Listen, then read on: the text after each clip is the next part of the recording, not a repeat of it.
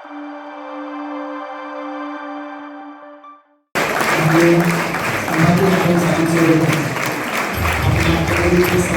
अध्यक्ष doctor Amol Patil sir, executive officer Santosh Patil sir, core कमिटीचे सर्व सदस्य, या सर्वांचं मी हार्दिक स्वागत करतो.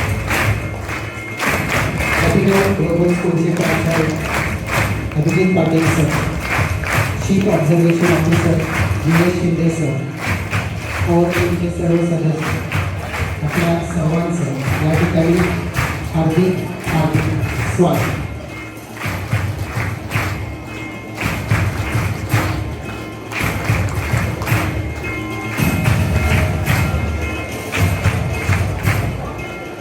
आज एक विशेष प्रेरणादायी व्याख्यान या ठिकाणी संपन्न होत आहे.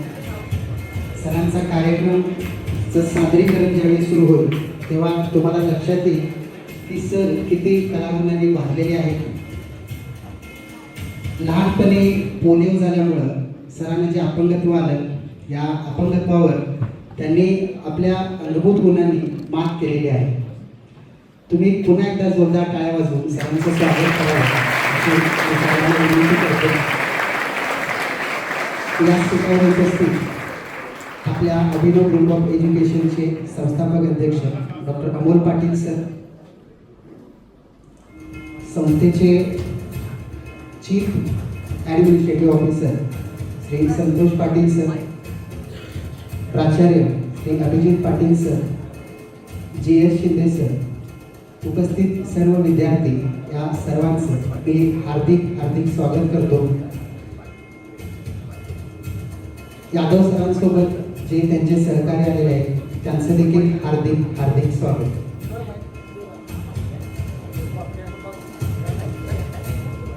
या कार्यक्रमाच्या सुरुवातीला आपल्या अकॅडमीची जी वाटचाल आहे ती खूप चांगल्या पद्धतीने चालू आहे. याबद्दल थोडीशी माहिती देण्यासाठी आणि कार्यक्रमाचं प्रास्ताविक सादर करण्यासाठी मी डॉक्टर अमोल पाटील सर यांना विनंती करतो की आपण या कार्यक्रमाचं प्रास्ताविक करावं. आपल्या अकॅडमीची जी वाटचाल आहे त्याचा थोडासा दाखला प्रमुख पाहुण्यांना द्यावा.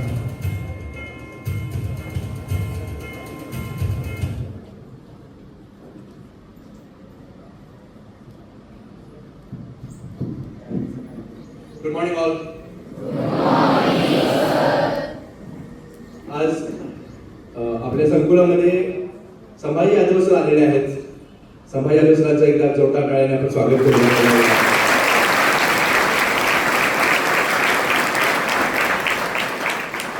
यादव सरांच्याबद्दल मुद्दाम बोलेल. सरांचं गाव कौलव, पण कौलव पासून कौलगे जे माझं गाव आहे त्या गावामध्ये सरांची 3 वेळा व्याख्याने झालेले आहेत आणि 3 व्याख्याने मी अटेंड केलेले आहेत, मी ऐकलेले आहेत. त्यामुळं संभाजी यादव सरांना इकडे आणायची खूप अधुरी इच्छा होती, ती आज पूर्ण होते आणि त्याचं निमित्त म्हणून आमचे मगदूम सर आहेत. तर सर धन्यवाद, कारण तुमच्या मार्फत सरांच्यापर्यंत आम्हाला पोहोचता आलं आणि आपल्या सगळ्या विद्यार्थ्यांसाठी जे खरं प्रेरणादायी जे व्याख्यान असणार आहे ते कदाचित तुम्हाला आज ऐकायला मिळेल. यादव सरांच्याबद्दल खूप अख्खा महाराष्ट्र सरांना ओळखतो. अख्ख्या महाराष्ट्रामध्ये सरांचं नाव आहे. खूप मोठ्या व्यक्ती एका सरांनी त्यांच्या आवाजामधून व्यक्त केलेल्या आहेत. इतक्या सुंदर पद्धतीनं सर मिमिक्री करतात, इतक्या सुंदर पद्धतीनं सरांचं व्याख्यान आहे जे तुम्ही कदाचित पुढचा 1-1.5 तास ऐकणार आहात. मंत्रमुग्ध होऊन तुम्ही ऐकणार आहात एवढी फक्त मी खात्री देतो, ग्वाही देतो. कारण असा माणूस आहे जो माणूस इथं आल्यानंतर कदाचित अभिनवची उंची वाढते. त्यापैकी एक माणूस म्हणजे संभाजी यादव सर आहेत.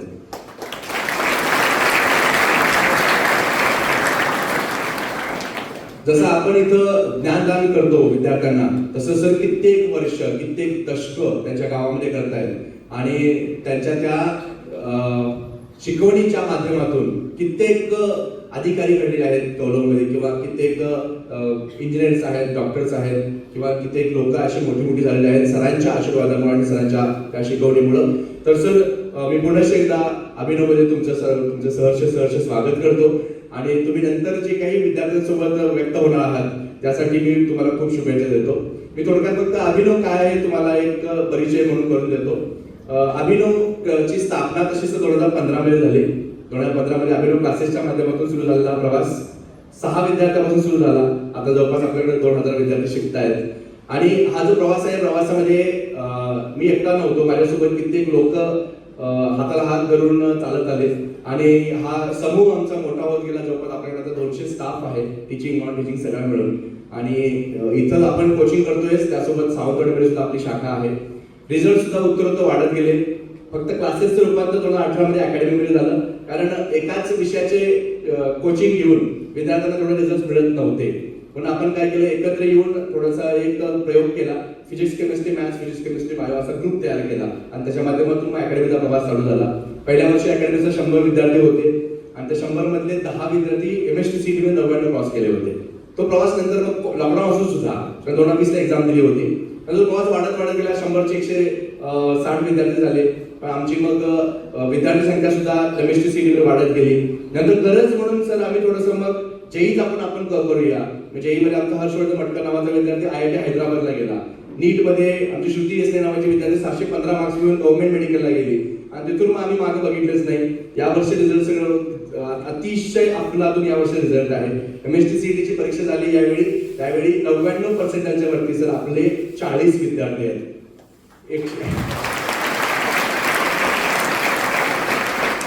40 विद्यार्थी फक्त 99 वरती आहेत. पण सर अकॅडमीचा 60% विद्यार्थी जे आहेत ते 60% विद्यार्थी 95% वरती आहेत, म्हणजे 160 मिळवतात. आणि यानंतर पुढं मग नीटचा सुद्धा आता जस्ट रीनीट झाली एक्झाम. रीनीट मध्ये सुद्धा आपला खूप जबरदस्त रिझल्ट आपला येणारच आहे, कारण आपली कमीत कमी 2 ते 3 विद्यार्थी आम्ही एक्सपेक्ट करतोय की एम्सला जातील यावर्षी. जेईचा बघायला गेलं तर जेई मध्ये तर अफलातून रिझल्ट मिळवलाय, कारण कुठल्याही विद्यार्थ्याचं इंजिनिअरिंग करायचं स्वप्न जे असतं त्याचं पहिलं टार्गेट असतं IIT बॉम्बे. आणि यावर्षी आपला विद्यार्थी IIT बॉम्बेला सिलेक्ट झालाय सर. चिन्मय कुलकर्णी नावाचा विद्यार्थी IIT बॉम्बे मध्ये आता यावर्षी प्रवेश करतोय. आणि विद्यार्थ्यांनी पण तुम्हाला सांगायला मला खूप छान वाटतंय की IIT बॉम्बे मध्ये चिन्मयचं सिलेक्शन झालेलं आहे ते ड्युएल डिग्री कोर्स साठी झालेलं आहे. ड्युएल डिग्री म्हणजे नेमकं काय असतं, तर इंजिनिअरिंगची 4 वर्ष असतात, BE BTech, आणि त्यानंतर 2 वर्ष MTech असतात किंवा ME असतात. मग ME आणि MTech करण्यासाठी गेट एक्झाम द्यावी लागते आणि ते गेट एक्झाम दिल्यानंतरच मग पुढचं जे PG आहे म्हणजे मास्टर्स जे आहे ते मास्टर्ससाठी सिलेक्शन होतं. पण चिन्मयचा स्कोर इतका जबरदस्त होता, त्याचा ऑल इंडिया रँक 191 आहे पूर्ण देशभरात. तर त्यामुळे त्याला ड्युएल डिग्री डायरेक्ट मिळाली. ड्युएल डिग्री म्हणजे तो आता 5 वर्षामध्ये, 6 वर्ष लागणार नाही त्याला, 5 वर्षामध्ये तो मास्टर म्हणून बाहेर पडला आणि त्याला गेट द्यायची एक्झाम गरजच नाहीये. त्यानंतर चिन्मय सोबत आमचा कुणाल गाड नावाचा विद्यार्थी, तो IIT त्याला गुवाहाटी मिळाली होती. सेकंड राऊंडला बेस्ट IIT म्हणजे IIT रुड़की त्याला मिळालेली आहे. त्यानंतर अथर्वला IIT हैदराबाद मिळालेली आहे. त्यानंतर अंशुमन म्हणून आपला विद्यार्थी होता, त्याला सुद्धा IIT भुवनेश्वर मिळालेली आहे. म्हणजे आता यावर्षी आपले IIT चे 4 विद्यार्थी झालेले आहेत आणि NIT साठी अजून मुलं, NIT आणि IIIT साठी अजून मुलांची संख्या वाढती आहे. कदाचित 3rd राऊंड पर्यंत ती सगळी IIT, NIT, IIIT मिळून 10च्या वरती संख्या जाईल सर. म्हणजे इतक्या गडिंग्लज सारख्या या ग्रामीण भागामधून सुद्धा इतकी जबरदस्त गुणवत्ता आहे आणि त्या गुणवत्तेला वाव देणारी संस्था आपली आहे, याचा आम्हाला सार्थ अभिमान आहे सर. आणि यामुळं आणि ही सगळी जी मेहनत आहे ती सगळी मेहनत सर मुलं करतायत. मुलांना मार्गदर्शन करणारी टीम सुद्धा आमची खूप डेडिकेटेड आहे. म्हणजे वेळ काळ न बघता त्यांनी एवढी मेहनत घेतलेली आहे, म्हणून तर खऱ्या अर्थाने रिझल्ट मिळत आहेत. आपल्या समोर जे बसलेले विद्यार्थी सर ते भावी टॉपर्स आहेत. भावी ते आता भारताचे नागरिक होणार आहेत आणि ते खूप चांगल्या पद्धतीनं जेई असेल, नीट असेल, MSTCT असेल, NDA असेल अशा सारख्या परीक्षांमध्ये नक्की उज्ज्वल यश संपादन करतील. आणि या विद्यार्थ्यांना थोडंसं जे प्रबोधन आहे ते तुमच्यासारख्या दिग्गजांमार्फत व्हावं, याचा एक छोटासा भाग म्हणून अभिनव मार्फत ही सगळी व्याख्यानमाला आयोजित केली जाते. आणि व्याख्यानमालेसाठी आपण सर आवर्जून उपस्थित झाला त्याबद्दल मी पुन्हा एकदा आपला आभारी आहे. आणि आपण सर्वांनाही एक आवाहन करतो, याचे पुढचं सरांचं व्याख्यान असणार आहे ते अद्वितीय असणार आहे. म्हणजे वन्स इन अ जनरेशन ऐकायला मिळणारं व्याख्यान नाहीये. त्यामुळे तुम्ही जे ऐकणार ना ते तुम्ही कान उघडे ठेवून अगदी म्हणजे तृप्त होणार ही गॅरंटी माझी आहे. इतकं जबरदस्त सरांचं व्याख्यान आहे. तर हे सगळं व्याख्यान तुम्ही अगदी छान पद्धतीने ऐकावे तेवढीच फक्त मी अपेक्षा व्यक्त करतो. सर पुन्हा एकदा तुमचं सहर्ष स्वागत करतो आणि तुम्हाला या व्याख्यानाच्या शुभेच्छा देतो. थांबतो. जय हिंद. धन्यवाद सर. आपण आपल्या प्रास्ताविकामधून आमच्या अकॅडमीची ओळख पाहुण्यांना करून दिली. आज आपल्याला लाभलेले प्रमुख मार्गदर्शक श्री संभाजी भगवान यादव सर हे आपल्या कोल्हापूर जिल्ह्यातील कौलव तालुका राधानगरी या गावचे आहेत. पोलिओ या आजाराने त्यांना बालपणीच अपंगत्व आलं, पण आपल्या दृढ इच्छाशक्तीच्या जोरावर त्यांनी यावरती मात केलेली आहे. खडतर परिस्थिती देखील त्यांनी आपलं BA इंग्रजी विषयामधून पूर्ण केलं. सर, आपण महाराष्ट्र आणि कर्नाटक येथील लोकांचे आपले कार्यक्रमाच्या माध्यमातून प्रबोधन केले आहे. हास्य दरबार, जगण्यासाठी हसा आणि हसण्यासाठी जागा या मनोरंजनात्मक कार्यक्रमाचे जवळपास 2,500 कार्यक्रम आपण महाराष्ट्र आणि कर्नाटकात केलेले आहेत. कोल्हापूर आकाशवाणीच्या युवावाणी कार्यक्रमामध्ये अंधश्रद्धा निर्मूलनाचे कार्यक्रम घेऊन आपण सामाजिक जागृती देखील केली आहे. आज आपण आपल्या कार्यक्रमाच्या माध्यमातून आपले व्यक्तिमत्व उलगडणार आहातच. या क्षणी आपला उचित सत्कार होणे देखील गरजेचे आहे. यासाठी मी आमच्या अभिनव ग्रुप ऑफ एज्युकेशनचे संस्थापक अध्यक्ष डॉक्टर अमोल पाटील सर यांना विनंती करतो की आपण श्री संभाजी यादव सर यांचं स्वागत आणि सत्कार करावा. आणि यादव सर यांना विनंती आहे की आमच्या अकॅडमीचं प्रेम आणि आपुलकी म्हणून हा सत्कार आपण स्वीकारावा. सर, आपण सलग 52 महिने दिव्य साधनांवर या व्याख्यानमालेचे यशस्वी आयोजन केलेले आहे. आपल्या मित्र परिवाराच्या साहाय्याने हे आयोजन पार पाडलेले आहे. शिक्षणाचे महत्त्व ओळखून अल्प मानधनात विद्यार्थ्यांना शैक्षणिक फायदा व्हावा यासाठी गावी क्लासेसची सोय केली. आपल्या या कार्याची दखल घेऊन गेल्या 21 वर्षात आपल्याला एकूण 18 वेगवेगळे पुरस्कार प्राप्त झालेले आहेत. या पुरस्कारांसाठी आणि या व्यक्तिमत्वासाठी सर्वांनी जोरदार टाळ्या वाजवावा असं मी सर्वांना आवाहन करतो. यानंतर काही विद्यार्थ्यांचे सत्कार संपन्न होतील. नुकत्याच पार पडलेल्या शिष्यवृत्ती परीक्षेत आणि त्याचबरोबर इंडियन टॅलेंट ऑलिम्पियाड परीक्षेत ज्या विद्यार्थ्यांनी यश मिळवलेलं आहे त्यांचे सत्कार या ठिकाणी संपन्न होत आहेत. सुरुवातीला मी निमंत्रित करतो श्रेया सचिन पाटील. श्रेया सचिन पाटील तिला विनंती आहे की स्टेजवरती येऊन आपला सत्कार स्वीकारायचा आहे.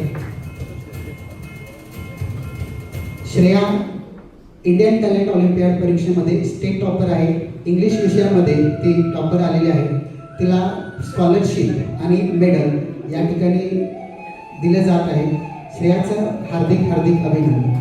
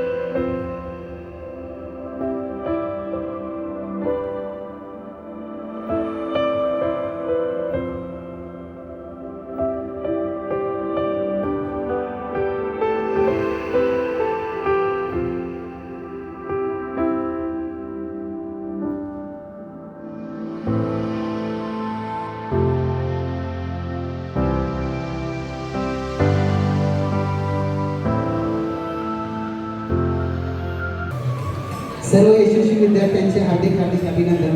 सर्व मान्यवरांचे आभार. मी मान्यवरांना बसण्यासाठी विनंती करतो. यशस्वी विद्यार्थ्यांच्या सत्कारानंतर आपण प्रमुख वक्त्यांच्या मार्गदर्शनाकडे जाऊया. हसणे हे केवळ आनंदाचे प्रतीक नसून ते शारीरिक आणि मानसिक आरोग्यासाठी एक प्रभावी औषध आहे. हास्य ही मानवाला मिळालेली अमूल्य देणगी आहे. नातेसंबंध दृढ करणारे माध्यम म्हणजे हास्य. आपुलकी आणि विश्वास व्यक्त करण्यासाठी शब्दांपेक्षा हास्य महत्त्वाचे ठरते. याच हास्याचे महत्त्व समजून यादव सर आपला अखंडपणे सुरू असणारा हास्य दरबार तसेच हास्यगान हा कार्यक्रम आपण आमच्या विद्यार्थ्यांसमोर सादर करावा अशी मी आपल्याला विनंती करतो. तसेच आपल्या व्याख्यानाच्या माध्यमातून आपण विद्यार्थ्यांना प्रेरणादायी विचार द्यावेत ही आपल्याला विनंती आहे. सर्वांनी जोरदार टाळ्या वाजवून सरांचं स्वागत करावं.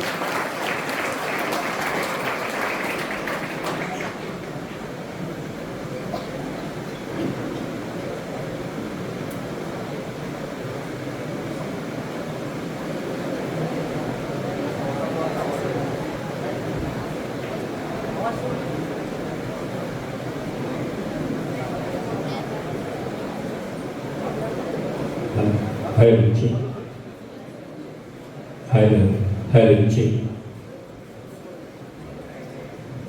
आवाज व्यवस्थित येतो.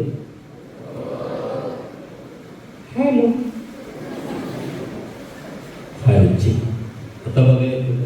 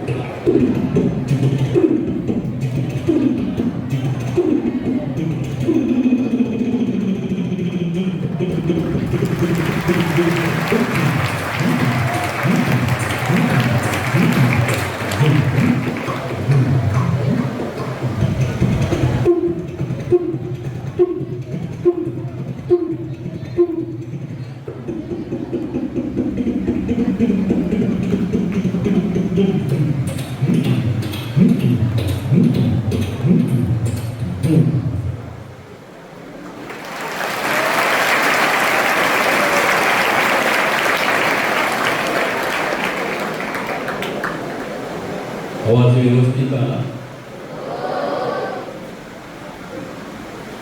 थोडीशी जाहिरात करणं गरजेचं होतं. कारण साधन कुठल्याही कंपनीचा जरी असला आणि तो माधुरी दीक्षितनं लावला तर त्याची किंमत फार होती. कारण तिने लावल्यामुळे आम्ही जर लावला तर तो म्हणजे त्या माणसाकडे जो सादर जायला पाहिजे आणि मग त्याची उंची वाढते. त्यासाठी जाहिरातीचं युग आज जास्त प्रमाणात पाहतोय आपण. आणि आजची सुरुवातीची जाहिरात होती. अशा अनेक आवाजांच्या माध्यमातून आपण सर्वजण त्याचा स्वाद घेणार आहोतच. थोडासा पावसाचा आवाज आहे जाईल तो, कारण आपण जवळजवळ महिनाभर त्याची वाट बघत होतो.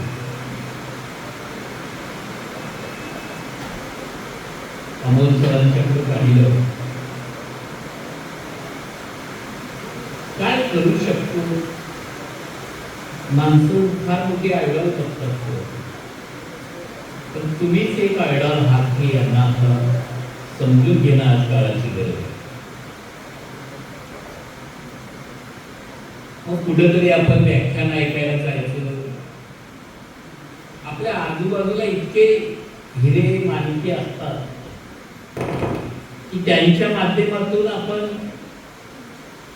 फार काही अभ्यास करतो. अमोल सर त्यातलेच एक हिरा आहे. या ग्रामीण भागातल्या परिसरातल्या लोकांच्यासाठी आपलं शिक्षण पूर्ण झाल्यानंतर एखादी अशी क्लासेस सुरू करावी. 6 विद्यार्थी सुरुवात सुरुवातीला त्यांच्याकडे क्लास घेते. आज 2000 संख्या आहे मित्रांनो. आणि मला असं चित्र दिसतंय तर या मुलांच्याकडे बघितल्यानंतर ही लांबची काही मुलं नाही आहे. या परिसरात खूप दिसतात. या आपल्या परिसरातला विद्यार्थी ज्यावेळी शाळेत येतो त्यावेळी 100% शाळा चांगली आहे. लांबच्या माणसाला काही माहिती नसतं तर शाळा कसली आहे किंवा काय आहे. एखादी अकॅडमी इतकी नावारूपाला येते त्यावेळी त्याच्या पाठीमाग त्या माणसाचं कर्तृत्व असतं. आजकाल शाळांचं खूप मोठं टेप फुटलेलं पाहतोय मी. भारतभर ऑल महाराष्ट्र मी फिरत असताना अमोल सर मी पाहिलंय, जवळून पाहिलंय. मुलांच्या बरोबर मी काही वेळा असं मला खूप बोलायला आवडतं यांच्या बरोबर. काही वेळा मी मार्गदर्शन करत असताना सुद्धा मुलांना वैयक्तिकरित्या घेऊन सांगतो सर आम्ही शिवमाध्यमिक ट्रस्टच्या माध्यमातून 5 ते 7 हजार लोकांची एक टीम तयार झाली आणि इंग्रजी देशमुख साहेबांच्या माध्यमातून आज ऑल देशभर सर हे शिवम कार्यकर्ता आमचे की एक चांगला माणूस घडवण्याचं काम. खूप माणसं शिकतात, खूप पैसे येतात, पण चांगला माणूस शोधणं आजकाल गरजेचं आहे. इतके IAS अधिकारी झाले, इतके IPS झाले, पण एकच तुकाराम मुंडे 135 कोटी लोकांत एवढा असावा. मी 140 कोटी लोकसंख्या झाली म्हणून आपण बोलतो.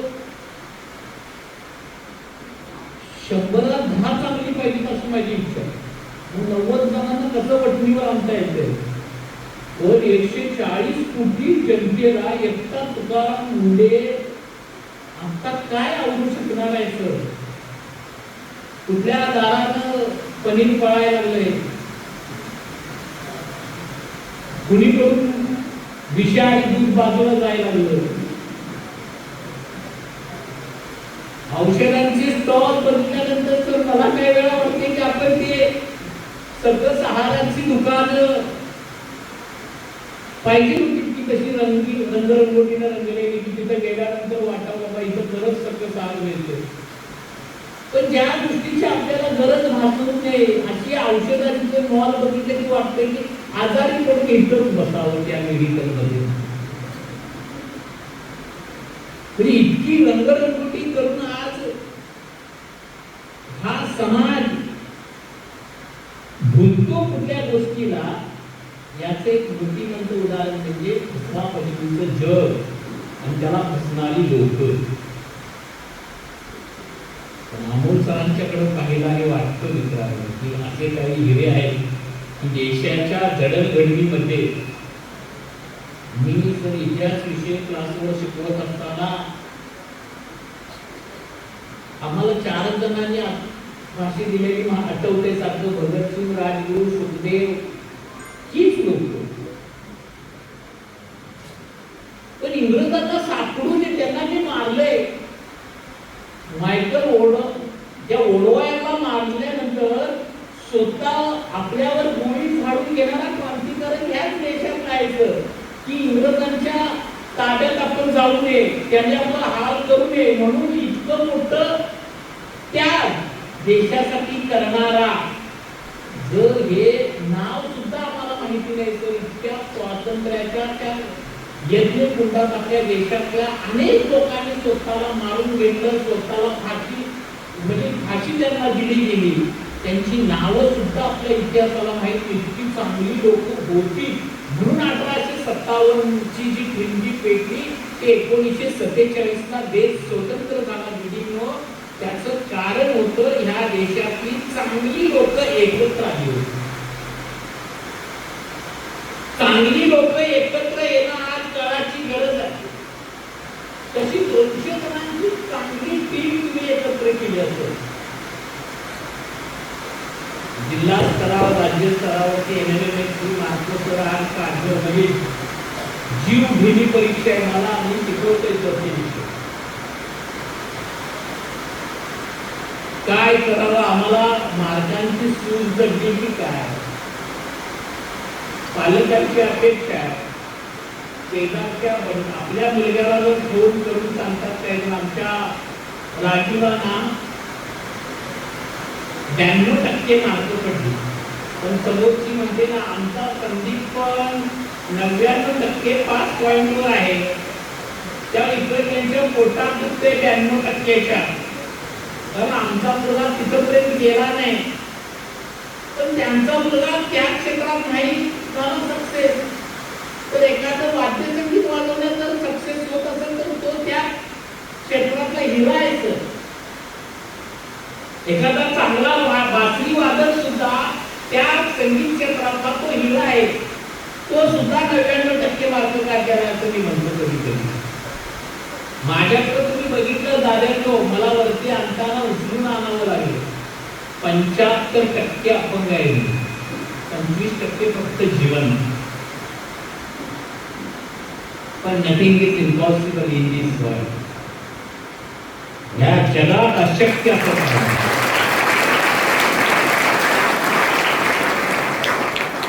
तुम्हाला वाटते अशक्य आहे या जगात काय?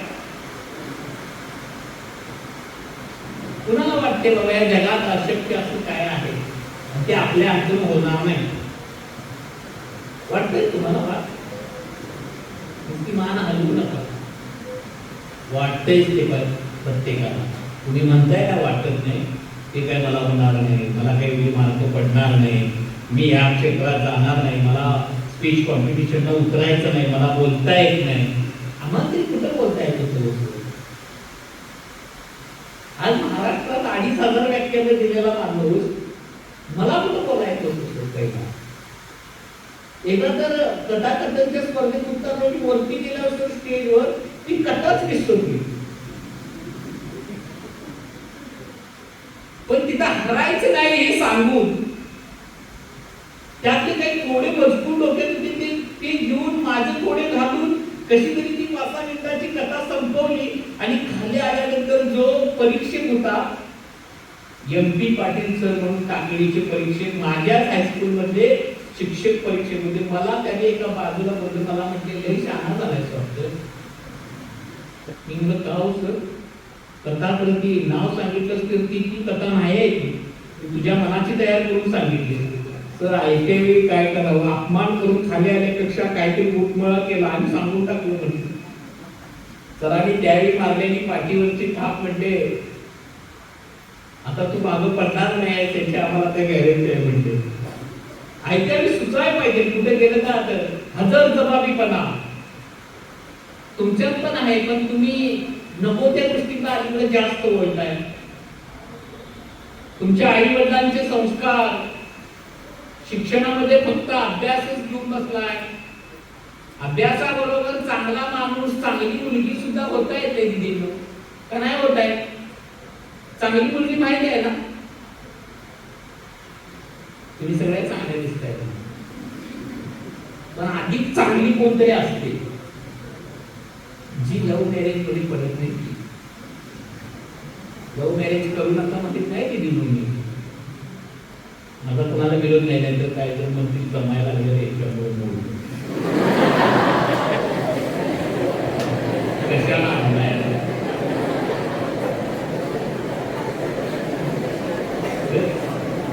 आणि या वयात जमवायचं नाही, नाही तर तुम्ही 1 नंबरचे भिकारी तयार होणार. ज्याने 8वी 9वी पासून लव्ह मॅरेजच्या किंवा त्या लव्हच्या भानगडीत पडलीत ना, ती वयाच्या 25-30 पर्यंतच भिकारी होतात. मोठे भिकारी होतात ते. मोठे भिकारी पण माहित असावे तुम्हाला. छोटे छोटे काही देवांची नावं घेतात, फक्त गावठी देवांची 33 कोटी सोडून बिना रजिस्टरची जे देव आहेत ना त्यांची नावं घेणारे. आणि मग त्याच्यासारखी खराब मध्ये जाऊन बसलेली, घरात येऊन कायच नाही जमलं तर खराब होत आहे.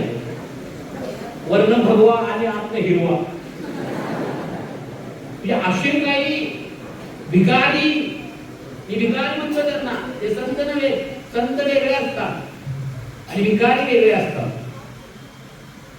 तर दाद्यानो तुमचं आयुष्य तुम्हाला फुलवायचं आहे, मला दोन्ही विषय दिलेत आज, हसायसाठी आणि बोलायचं पण आहे. थोडं मार्गदर्शन पण तुम्हाला करायचं आहे. प्रत्येक वेळी समाजात काय ना काहीतरी कुणाला तरी बिघडवायसाठी एक सिस्टीम तयार होते सर. चांगलं ज्या बाजूला तयार होते त्या वाईट पण त्यावेळेस तयार होते आणि वाईटातून चांगल्याकडे वळतात ती चांगली असते. वळण्यासाठीच ह्या अकॅडमीची गरज आहे असं मला वाटतं. इथं प्रत्येक महिन्याला एक व्याख्यान होते ना, कोण ना कोणतरी आणलं जाते तुम्हाला सांगायला तुम्ही चांगलं बनावं म्हणून.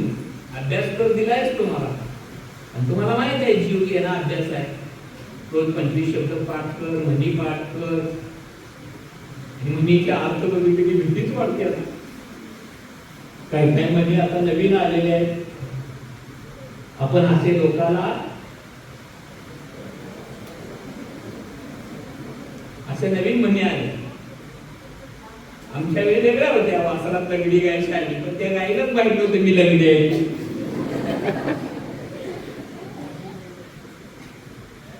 काही वेळा असं असतं की आपल्या शेजारी काहीतरी घडते.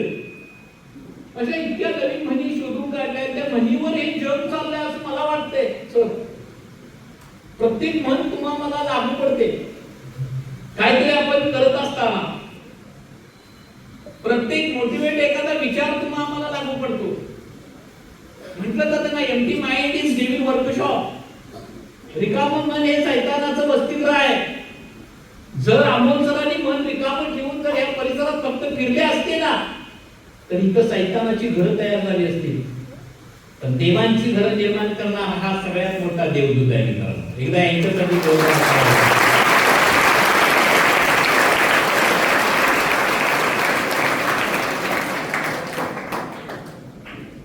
किती कष्ट. आता तुम्हाला वाटत असेल एवढी सगळी इमारत सरांच्याकडे खूप पैसे, ही सवय जास्त आहे. कुणी चांगला ड्रेस घातला म्हटले तुमच्याकडे काय बाबा लयच पैसे, त्याच्या बापाने कमवून ठेवले. त्याच्या बापाने नाही कमवलेला, त्याने स्वतः कमवले. तुम्हाला पण ही सवय लागावी. आपण स्वतः कमवून आपण मोठं व्हावं. बाप जात्याच्या पैशावर जगणाऱ्या नालायक पिढीकडे आता बघितलं ना तर हे जीवन व्यर्थ आहे असं वाटतं. 30-35 वर्ष मुलं काम करत नाही, फक्त बापाच्या जीवावर काहीतरी करायचं, कुठेतरी 4 टोळकी जमा करायची आणि गावागावात हिंडण्यात दिवस घालवायचे. अशी सुद्धा मुलं मी पाहिलेले. आणि अशी मुलं आज 70% वरती. कुठं कुत्र्यांच्या शर्ती लावायच्या, पळायच्या, गाढवांच्या शर्ती लावायच्या, बिनशिफ्टीचं कुत्रा आणायचं. भयंकर आहे सोनिया. आणि ही या नादात आहे. त्यांना दुसऱ्या शर्तीच नाही. ही घोड्यांच्या शर्ती लावत नाही. ही गाढवाच्या भावाची खेचराची. खेचर घोड्यासारखाच एक प्राणी आहे दिसतो. तो घोडा नव्हे. तुम्हाला घोडा आणि गाढव यातला फरक कळत नाही. घोड्याला कधी दम भरत नाही. Horse power HP, Hindustan power नव्हे, हॉर्स पॉवर. HP म्हणजे हॉर्स पॉवर. घोड्याला दम भरत नाही, ताकद खूप. किती पळवा त्याला, फक्त एकदाच असं श्वास घेणार, सोडणार आणि पळते. तुम्ही टायगर पॉवर हा. दुसऱ्याला खायपोटी ताकद, खाऊन जावा ते झोपला बघा, त्याला टायगर पॉवर म्हणतात. आपल्याला हॉर्स पॉवर पाहिजे. एकदा इंजिन चालू झालं ना बंद पडतंय का बघा, फिरायला लागले. तुम्ही जरा पळाला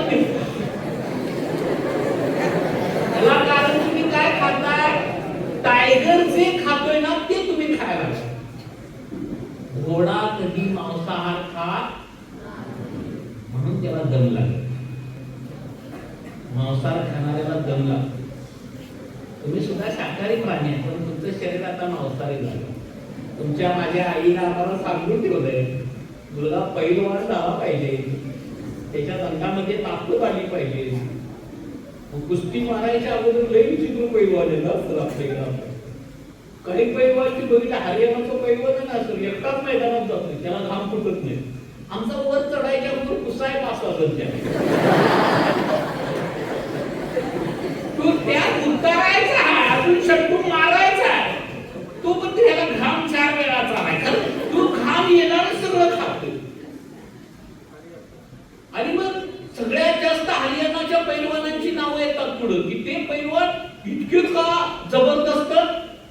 ते शाकाहारी आहे. शाकाहारी पैलवानाला दम लागत नाही, तुम्ही शाकाहारी बना. विचार सुद्धा शाकाहारी ठेवा. तुमची माझी आमची आई नव्हती नसतं, तुमचा माझा बाप आमची आई. एखादं जर हाफ कपडे घातलेली बाई टीव्हीवर आली ना, टीव्ही लगेच आमची आई बंद करायची. बघू नकोस कसलं बघायचं. तुमची आईच ते बघायला लागली. आधी हाफ कपडे, मग आईच घालायला लागली तसली कपडे, तर पोरगं उघडच निघणार.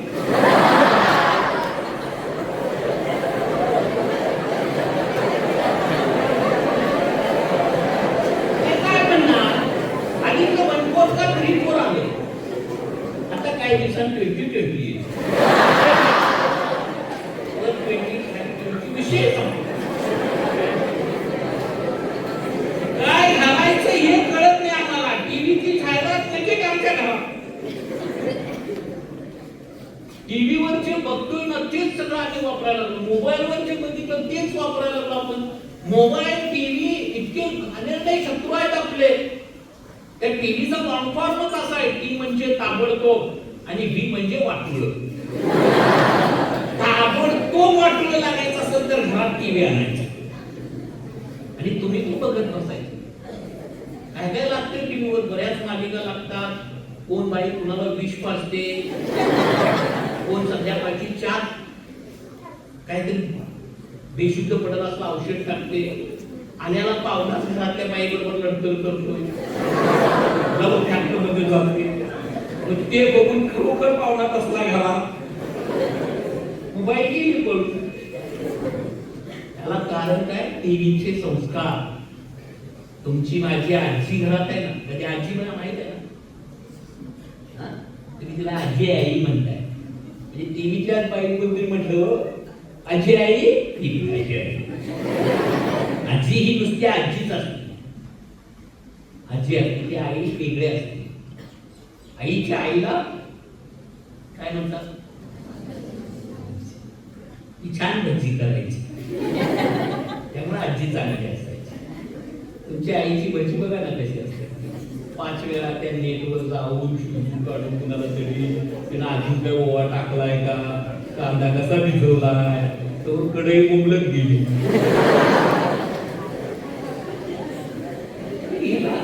आजीला असं शिकवायलाच लागलं नाही का. आणि तिनं ज्या आजीने खायला घातलं ना, त्यामुळे तिची पोरं 80-90 वर्ष 100 वर्ष जगली. तुमच्या माझ्या आईने खायला असं घालून ठेवलं आम्हाला, पोरगं 15-20 वर्षानंतरच गटागळ्या खायला लागले. आई माझ्या छातीत दुखतोय, मला साखर वाढायला लागली, मी काय करू. नोकरीला लागायच्या अगोदर तिची 250 साखर, लागल्यानंतर ह्यो सारखा साखरेच्या धुंदी, ह्याच्याकडे सगळे कारखाने. तर आमची नवीन कारखाने ओस का पडायला लागली, तर ती साखर आमच्याकडे. आणि ही कुणी खायला दिलं? आपल्या मम्मी नावाच्या अवलादी. आई वेगळी असते. मम्मीला काय कळत? मम्मी सकाळी 8 ला उठते, पोरग 9 ला. त्याला कळणारच. आई सकाळी पहाटे 5 ला. आईची लेकरं 5:30 ला आंघोळ करून तयार, कारण आई चुलीवरती पाणी तापवलेलं असते. मम्मीचा गिझर चालू व्हायला लाईट गेलेली असते. आळशी जगातली सगळ्यात जात कुठली असेल तर मम्मी. मेल्यानं मड, मम्मी मेलेल्या मड्याला म्हणतात. म्हणजे मेल्यानं मड सुद्धा असंच आहे. मम्मी म्हणून म्हणू नका मम्मी मॉम. आई म्हणाले कोण पेटले तुमचं? लयच भारी वाटते असं मॉम म्हणायला. आ म्हणजे आत्मा आणि म्हणजे ईश्वर एकत्र नांदतात, ती आपली आई असते. जगातल्या कुठल्या देवळात नाही गेला तर चालत मुलांनो, आईच्या सकाळी उठल्यानंतर एकदा पाया पडा, तिला नतमस्तक हळूहळू पायाला हात लावायचा. पण चालता चालता म्हणा आई तू आहेस म्हणून मी आहे. संत कबीर म्हणतात झिनी झिनी रे छदरिया नवदस मास लगे झिनन. ही चादर विणायला तुमची माझी सर आईला 9 महिने लागले. किती महिने? आणि मग एक शब्द तयार होतो 9 महिन्यानंतर बाळ अंत. बाळ तरी नाहीतर अंत कधी. असं दोन्ही एकत्र करून ज्यावेळी तुमचा माझा जन्म होतो त्यावेळी आई बाळ अंतिम झाली. त्या दोन्हीतनं वाचते ती बाळ अंतिम. तर दोन्ही एकाच वेळा जन्म होतो, अंत होत नाही तुम्हाला जन्म देऊन. आणि माझा राजा जन्माला आला, माझी राणी जन्माला आली म्हणून इतक्या आनंद आणि इतक्या वेदना असतात पोटात. मला तुम्हाला बघितलं ना जन्माला आल्यानंतर, तर आईला सगळ्यात जगातला सगळ्यात आनंद कधी होतो की तिचं बाळ बघितल्यानंतर. पण तेच बाळ मोठं झाल्यानंतर दळभद्री बाळ जन्माला येऊ नये असं म्हणतात ना. आईला कुणाचं तरी ऐकून लात मारणाऱ्या अवलादीने पाहिलं, बापाला लांब ठेवणारी माणसं, ज्यांना आपल्या आई वडिलांच्या सानिध्यात राहिलीत मुलं, जे आई वडिलांचं सकाळी उठल्यापासून संध्याकाळपर्यंत मार्गदर्शन घेतात, आई वडिलांच्या बरोबर गप्पा मारतात, फोन बरोबर नव्हे, तीच मुलं या देशात यशस्वी होतात. ती मुलं यशस्वी झालेली दिसतात. अमोलचं उगच यशस्वी झाले नाही. किती वर्षे तो एका हा माणूस एका ग्रंथालयामध्ये काम करत होता. एक ग्रंथालय चालवतात, त्या कौलगे गावाचं ग्रंथालय सर कधीतरी बघायला नाही.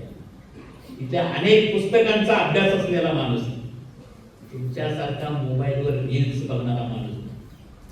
कुठले की ही रील्स ती रील, तुम्ही आणि मग तयार 1-2-4 मित्र जमा करायचे, पुरी सुद्धा नवीन नवीन त्या रील्स मध्ये अशी फॅशन असा शेकटा बुडवत. तिथला एक असा ते आम्हाला कविता होती ना, तर शेकटा कविता 12वीला होती की शुभ्राचा शेकटा असा एका पेपरच्या लिखाणा पाठीमागच्या मुलग्याच्या पेपरवरती पडला सर, आणि त्यानं काय केला, हळूच तिचा हात केस पकडला सर. शुभ्रान 100 मार्काचा पेपर पुढे बघून दिला आणि तो नुसता केसावरच हात फिरवीत गेला. शुभ्रा प्राध्यापिका झाली आणि हा तोडप्या झाला. पुन्हाकडे बघावं तुम्हाला कळायला पाहिजे. भयंकर परिस्थिती आहे सर. खाण्यामधून इतकं मुलांच्या हार्मोन्स वाढले सर. पहिलीच्या वर्गातल्या राधानगरी तालुक्यामध्ये 20 मुली सर पिरियड मध्ये आहे. किती भयंकर विदारक चित्र आहे सर. हार्मोन्स इतके वाढले त्यांच्यामध्ये, आणि ह्यांना दुसरं आवडतच नाही सर. यांना विचारा तुम्हाला काय मांसाहारी जेवण तरी करायचं तर यांना विचारा काय आवडतं. यांना विचारा चिकन नाही आवडत. याची चिकन बॉयलर कोंबडीसारखी सगळी आहेत बघा नाही तसं. इकडे बघा दिसा आहे बॉयलर सारखी. दिसाय कशी बॉयलर सारखी. तुम्ही खडकी कोंबडी बघितली नाही सर, बघायला पाहिजे. काय पळायचं ते सर, पळत होतं ते जे खाल्लं ते कसंच पळायचं, त्याच्यासारखे इकडे पळायचं. पण बॉयलर कोंबडीकडे बघा, त्याला एकदा टेम्पोत उतरलं सर आणि एकदा त्या जाळ्यात टाकलेलं असतं, ते तसंच बसते असं. पुन्हा बघते त्यालाच कळत नाही. तुम्ही ते खाल्ले त्यामुळे तुम्ही सुद्धा त्या कोंबडीसारखं तयार सारखं आळसीपणा. फोन किती बघावा, कुठली फॅशन आम्ही करावी, कुठल्या व्यसनात जावावं आपण. फॅशन तुमच्या अभ्यासात व्हावी. हा आमच्या दिदीला इकडं हातात फुल घेतलं बघा. राज्यात आहे, राज्यातली कोणती, काय नाव तुझं? मुश्रा ही राज्यात आहे. काय अभ्यास करायला लागतो तिला विचारा. याचा भोगा होतोय. एका गणपतीची 20 नाव आहे. आता कोण ठेवायला तर मला माहिती असेल. सूर्याची नावं ठेवणारा खाली आला असेल कसं, त्याच्या पाळणा तयार तुम्ही केला असेल. एवढा तो करपाय बघा पाकल्याला, आणि आम्हाला त्याची नावं नाही की आमचं त्यात एक नाव चुकलं की आमचा सगळा तळपून विताळला. असं भयंकर काय काय शोधून काढलंय ह्या देशात. आणि ते त्या दिदीला विचार केलं ते काय करायला लागते, किती शब्द पाठ करायला लागतात, ते किती म्हणी, 400 म्हणी स्कॉलरशिपला. जगल आम्ही 400 म्हणी पाठ केल्या. आणि हे राहते कसलं मेमरी कसली आहे, कसलं मेमरी काढलं तयार करून ठेवलंय डोक्यात आतमध्ये आहे. पण ते तुमचं आता तिचं ते अभ्यासानं भरलं, तुमचं काही जणांचं ते रील्सनं भरले. नको ती गाणी ऐकण्यात गुंग करा, टीव्हीवरचे फॅशन शो नको ते बघताय, वाईट चित्र सगळी तुमच्या मोबाईलच्या माध्यमातून तुमच्या समोर आलेले आहे. मित्रांनो, माझी एक इच्छा आहे तुमच्या समोर, आजपासून एक आपण शपथ घेऊ मित्रांनो, मोबाईलला हात लावणार नाही जर तुम्ही चांगला माणूस करायचा असेल. मी जोपर्यंत ग्रॅज्युएशन होत नाही माझं, तोपर्यंत मी मोबाईलला वाईट गोष्टी पाहण्यासाठी हात लावणार. परवा एका डॉक्टरकडे एक माणूस आला आणि म्हणला, सर माझा अंगठा दुखतोय. काय म्हणजे काय काम करताय? काय नाही म्हणलं, मोबाईल नुसता असा म्हणते, नुसता सरकतोय असा, ही रील झाली की ती रील, ती रील झाली की ही रील. अंतर तुमचं झडून जाणार, लक्षात ठेवा एक गोष्ट, तुम्ही सुधारणार नाही मोबाईल. आणि हे लव फॅक्टरचं जे दिदीनं काय आलंय ना, ते मोबाईल. इथं माझ्या दिदी इथं बसल्यावर त्यांच्यासाठी सांगतो, निश्चित लव करावं. हिररांच्या लैला मजनू केल्यानं, लैला एका बाजूला होती, मजनू एका बाजूला. नल एका देशात राहायचा, दमयंती एका देशात राहायची, पण माझं त्याच्यावर प्रेम आहे. आमच्या शेजारच्या घरातल्या आमचं प्रेम आहे. भाऊ बहीण कळना, आमचा शेजारी बघा की कालपर्यंत गणित खेळत होती ना, दुसऱ्या दिवशी बातमी, नाण्या अंकित आवाज घेऊन गेला. आता इथं अंकिता नाव असेल तर ते ह्याशी जोडू नका, काही नावं ह्यासाठी मी घेईन. नाम्या काय करतोय मी विचारला, अंकिता काय सुंदर घरातली चांगली देखणी मुलगी.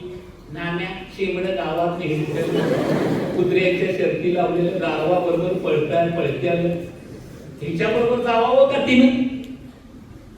दिदीनो, ही मला भीती आहे, कारण आज तुमची माझी आई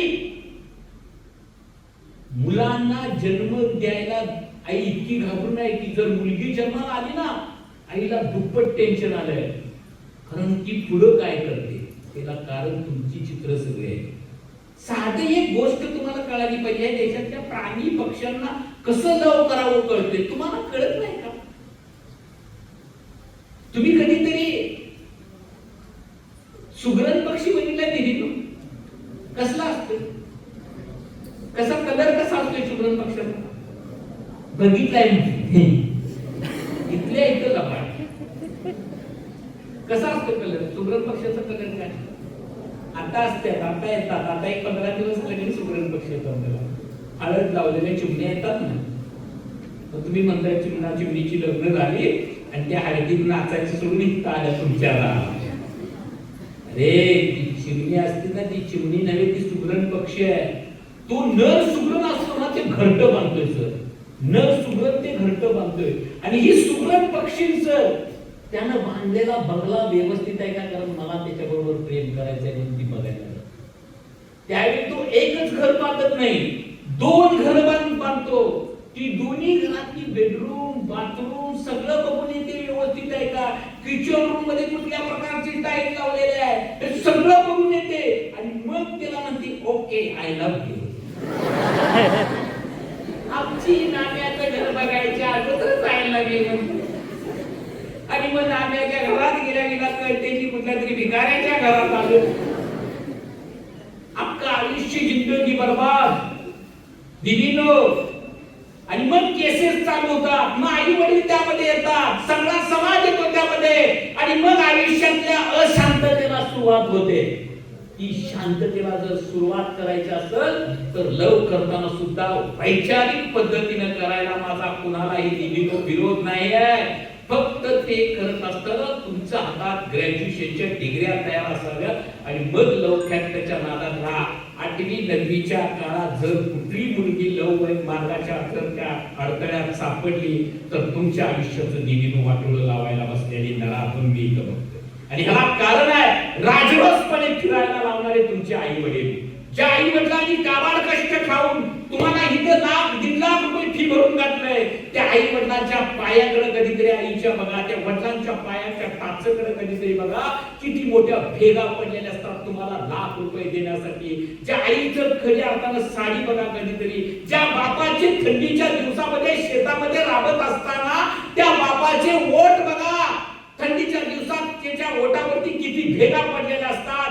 ते माझी मुलं, माझी मुलगी इतक्या चांगल्या शाळेत शिकते तर तिला कधीही पैशाची कमतरता भासू नये म्हणून तो जीवापासून राबणारा बाप कधीतरी असे घालिले विचार करताना त्या बापाला आणि त्या आईला आठवा, तुम्ही कुठल्याही वाईट मार्गामध्ये जाणार नाही याची गॅरंटी संभाजी यादव सारख्या एका अपंग कलाकाराला आहे.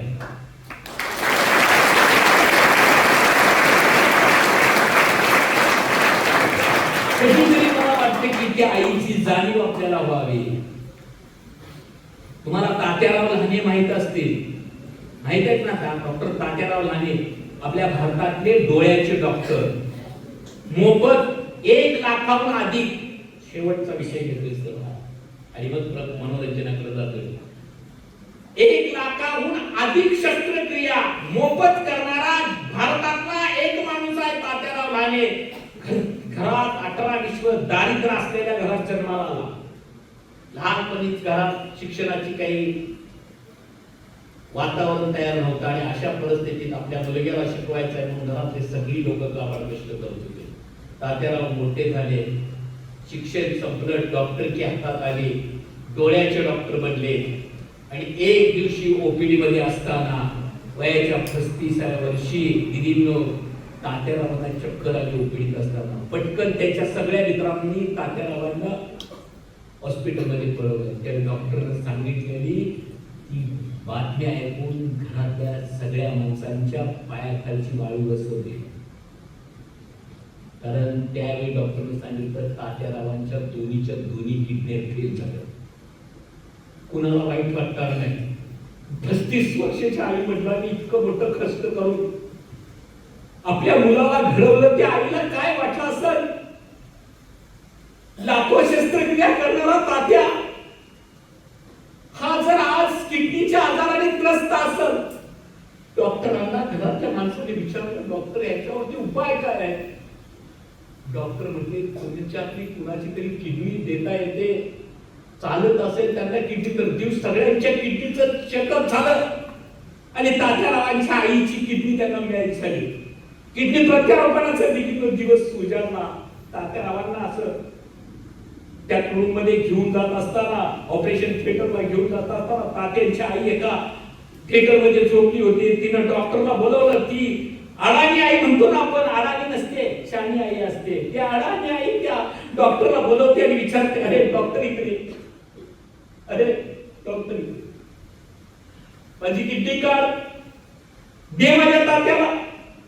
चालती का बघ, चालती का बघ म्हणाली आई. जगातली एकमेव आई असते दिदींनो.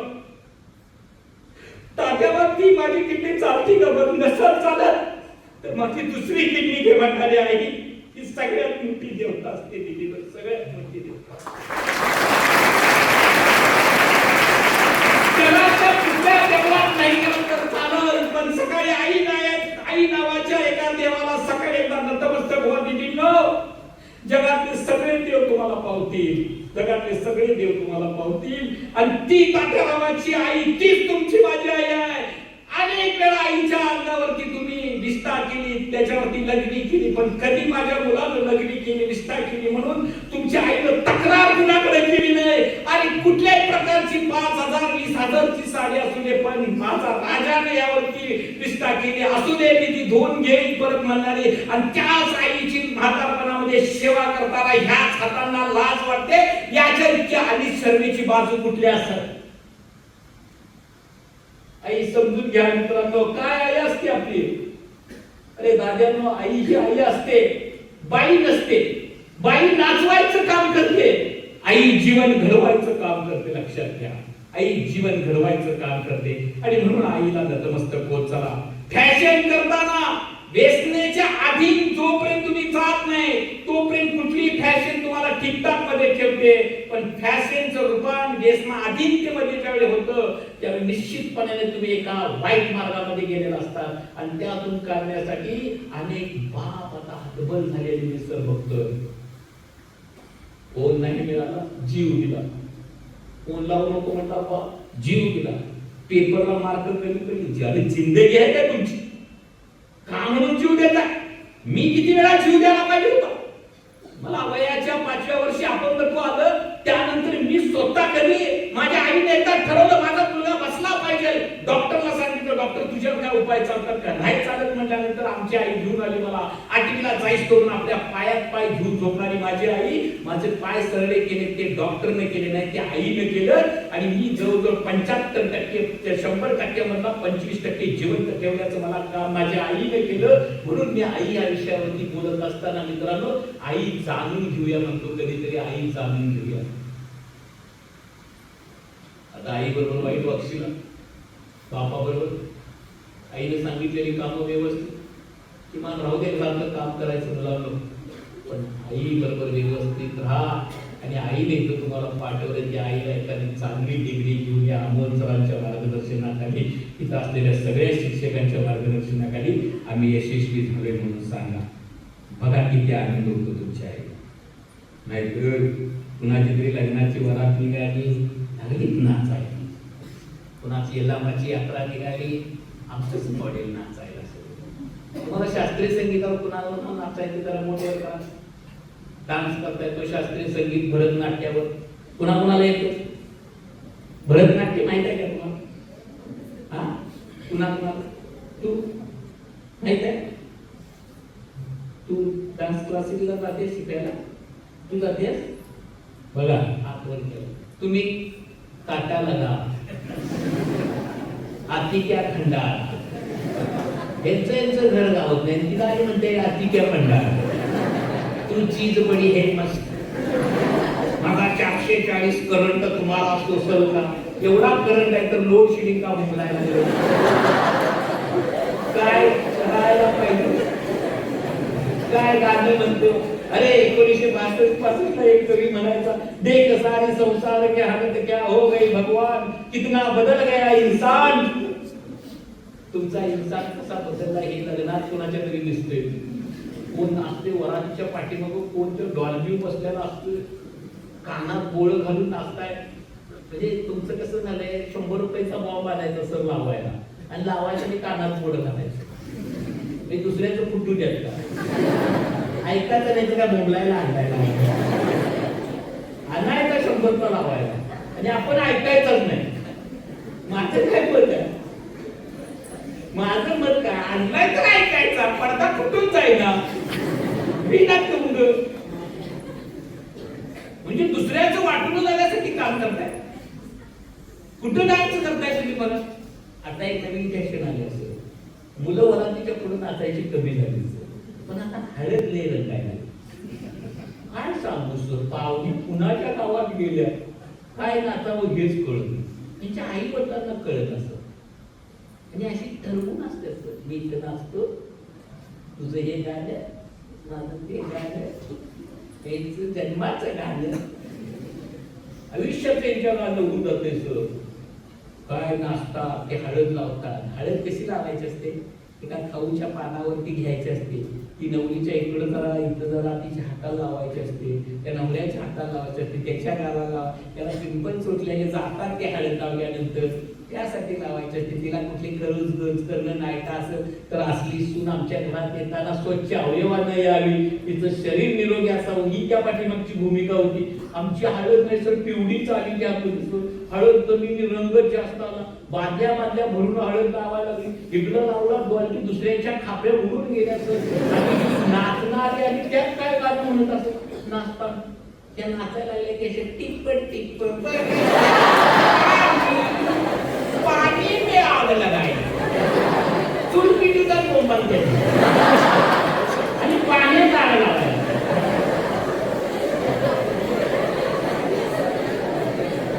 चूल पिटूत आहे ना, मुकून बघा गॅस गेल्यावर करायला तुम्हाला संपल्या. चूल काय असते ती उगाच आर्टिकल मध्ये गेल्यावर चुली चुलीवर जेवण जेवायला आलं, आत गॅसवर नाही केलेला असते. तुम्हाला माहित नाही चूल म्हणजे काय असते ते, माहित करून घ्या चूल काय असते. का माहिती आपलं, मी म्हणत नाही मुलींची मूल हवावं म्हणून, तर ते काम आपल्या वाट्याला ते आपणच करायचं, केलंच पाहिजे. एक सुंदर सुगरण तुमच्यातनं व्हावी. नुसतं घंट बांधणारी नव्हती, तिला भाकरी पण चांगली करता यावी. किती भाकरी करायला, नाहीतर पोळी करायला लावली, चपाती नकाशा करून भारत पाकिस्तान ऑस्ट्रेलिया सगळा एकत्र आणला आणि आमचा बाप आणि नवरी बघायला आमच्या मुलगीला सगळं येतंय मला. चपातीचा काय काय बोलते ऑस्ट्रेलिया कुठं काय बोलायचं. तिथं गेली की नवऱ्याच्या घरात तिची ती सासू म्हणजे तुझी आई काय येऊ शिकवलंय तुला. आई बोलत आईलाच करायची, ही काय करी. आई सगळं मोलकरीण ते घेऊन जगायला लागल्या, म्हणून मोलकरीण 80-90 वर्ष सर जगती आणि माझी 50 वर्षी मध्ये. बिन कामाची मग मदत तर काय व्हायचं, काम नाही केलं असंच मरतात माणसं. काम करा पोरींनो, घरात सगळी कामं करा. व्यायामला जायला लागत नाही का, जायला लागतं. हसायला पाहिजे माणसात, चेहरा सुद्धा हसला पाहिजे. एकेकाचा चेहरा बघा, सकाळी सकाळी असं एरडे ठेवून रस्त्यावर उभा असतो, त्याच्याकडे बघितले म्हणायचे आता तोंड बघायला मग बघायचं काय, हा मोठा प्रश्न आला येतो. विनोद हे जाता जाता भेटला, फक्त आपण ते टिकलं पाहिजे. आणि हसण्यासाठी जन्म आपला आहे, रडण्यासाठी नाही. कुणी पाहिला दिवस उद्याचा, घडीचा सुद्धा भरवसा नाही. इतकं जीवन सुंदर, हसलं पाहिजे माणसाला. खूप हसा दिदींनो, दादांनो, खूप हसा, हसत चला. हसा म्हणून सांगितलं उद्या कुठे चौकात घ्यायला ते काही वाईट असते. हसताना सुद्धा अंतःकरणात नाचतो आलं पाहिजे. आता ही माणसं कशी असतात बघा, लांबोलसर बघा, म्हणजे कशी अशी गदगद हसायला लागली, हसताना असं आपोआप हलते आहे, होते का नाही. म्हणजे व्यायाम होते, निसर्गात व्यायाम सुद्धा स्वतःलाच करायला. काय बटन वगैरे काय दाबायला लागत नाही, इथं बटन दाब मग व्यायाम चालू होतं, असं काय नाही.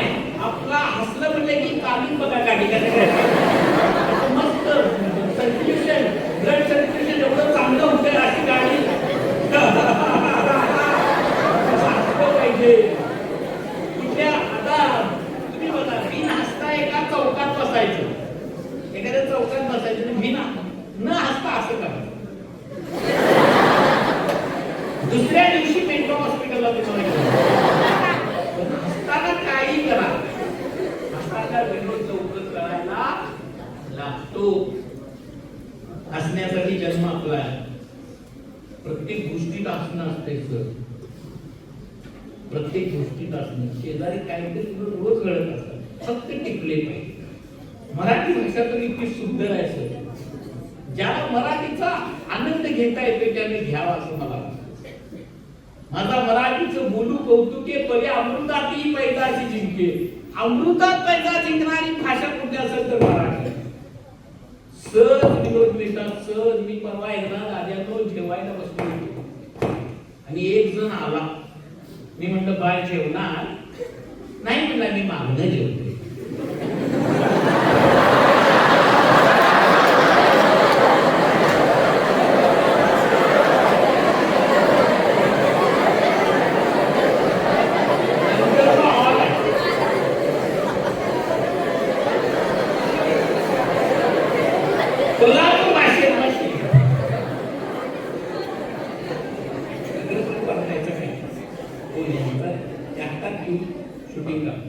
यांना पण घ्यायला मी एकटाच नको. हे हसते जरा माझ्या रील्सला यायला पाहिजे. आमचा फायदा आम्ही कधीच बघत नाही, पण आम्ही रील्स सोडली की 100 जरी बघणार, तुमचं वाटून असते काय बघायचं हे सुद्धा समजलं. हसलं पाहिजे. माणसानं चांगलं जेवलं, चांगलं जेवणात सुद्धा खूप आनंद असतो. माणसानं चांगलं जेवावं त्यात खूप आनंद आहे. जेवण पण लिमिटेड पाहिजे. आता अलीकडं अनलिमिटेड हॉटेल जास्त आहे, मग तिथे गेलं तर जेवण झोप चांगली लागेल का? खाल्लंय लयच म्हटल्यावर काही काही लोकांचं जर तुम्हाला माहितीच आहे, काही जणांचा आनंद बाज टोकरण्यात असतो. रानात गेले की बांधच टोकरते. त्याचा त्याचा घे तिकडे कुठून इकडे ही इथंच नेता ही इथंच असतात ही काम करतात. अशी तुमच्या गावात कोण बाग करणारी माणसं असतील ना सर, तिथे बसलेल्या सगळ्या शिक्षकांना माझी विनंती, ती माझ्या राहणार असली माणसं आपण त्यांना बाउंड्री भरती करूया. इतर कोकणा पाकिस्तानला आत घ्या, पटकन पाकिस्तान त्यांचा आनंद इतका असतो. आणि काही जणांचा जेवणात कोण किती जेवलो हे सुद्धा एकदा सांगतो.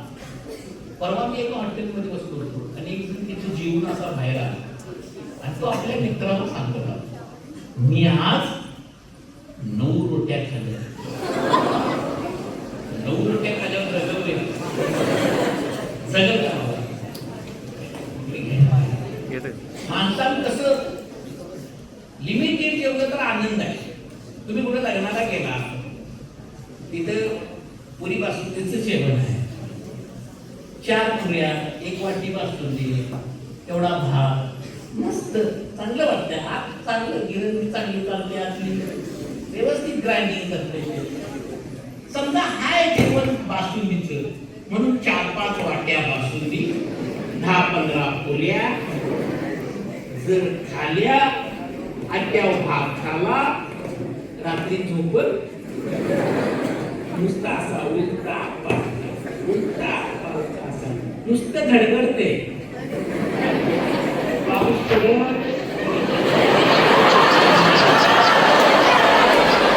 नुसतं धडधडते. विकाराचा चमचमा नुसतं धडधडते. धुवाधार बॉम्बस्फोट असं झालं की झोपच लागत नाही.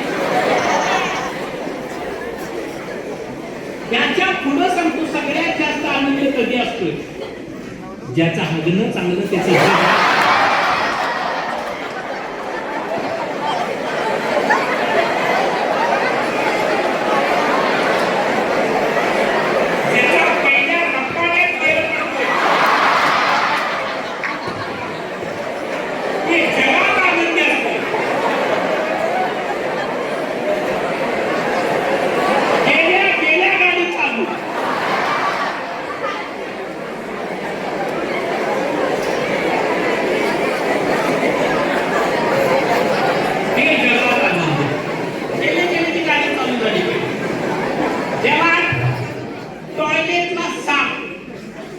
आरोग्यदायी बाबा गाडी व्यवस्थित चालली. एकदा दादा कोणते मुंबईला राहत असताना आमच्या इकडचा एक माणूस त्यांच्याकडे गेला. दादा कोणती माहिती आहे, तिकडे गेल्यानंतर गंमत काय झाली, दादानी इकडचा कोल्हापूरच्या साईडचा माणसाला म्हणजे जेवण वगैरे सुंदर केलं, मस्त जेवला वगैरे, तो रात्री झोपी गेला. सकाळी उठला आणि त्याला उठल्या उठल्या टॉयलेटला आल्यानंतर त्यांना दादांना विचारलं, दादा टॉयलेटला जायचं कुठं? दादांनी पब्लिक टॉयलेट टाकली, म्हणजे तिथं समोर पब्लिक टॉयलेट आहे त्याच्यात जावा. हे उठलं की गेलं बाहेरच येईल आणि आज जाऊन उभं बसायचं का नाही, तिथं आणि गाणीच म्हणायला. गाणं कुठलं होतं ते,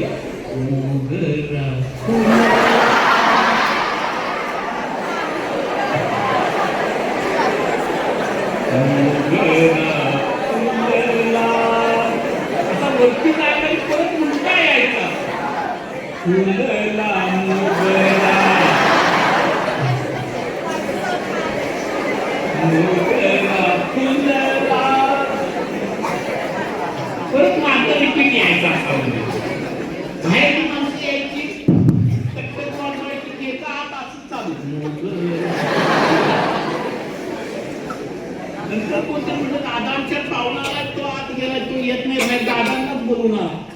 दादांना बोलवाय गेली, दादा आले, दादांनी पण टकटक वाजवलं, दारच उघडायला तयार नाही. तो पूर्वीचा खापरीचा संडास होता. दादा डायरेक्ट वर चढले, 2 खापऱ्या बाजूला केल्या. आज बघत दादा म्हणाले, हो मायला तुमच्या मुलीच्या मोगऱ्यावर पाणी मारा, बाहेर कया वगैरे लागल्या.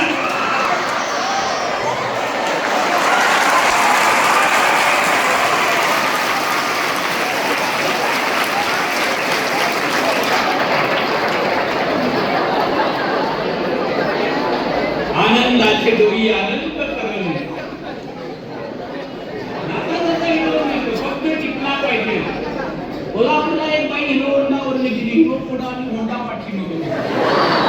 तिला काहीतरी खरेदी करायचं होतं म्हणून ती एका दुकानात गेली. दुकानात गेली तर दुकानला बोर्ड होता, दुकान बंद आहे, पुढील दुकानात चौकशी करा. तिनं ते वाचलं आणि आपल्या नवऱ्याला म्हटली चला. ते आलं घेऊन घरी आलं. बेडरूमला लागूनच किचन रूम होती. जेवायला दोघं आत गेली. जेवता जेवता मस्त मजा मारली आणि रात्री दोघं झोपी गेली. झोपल्यानंतर रात्री 12 वाजता त्या बाईला जाग आली आणि ती हसायला लागली.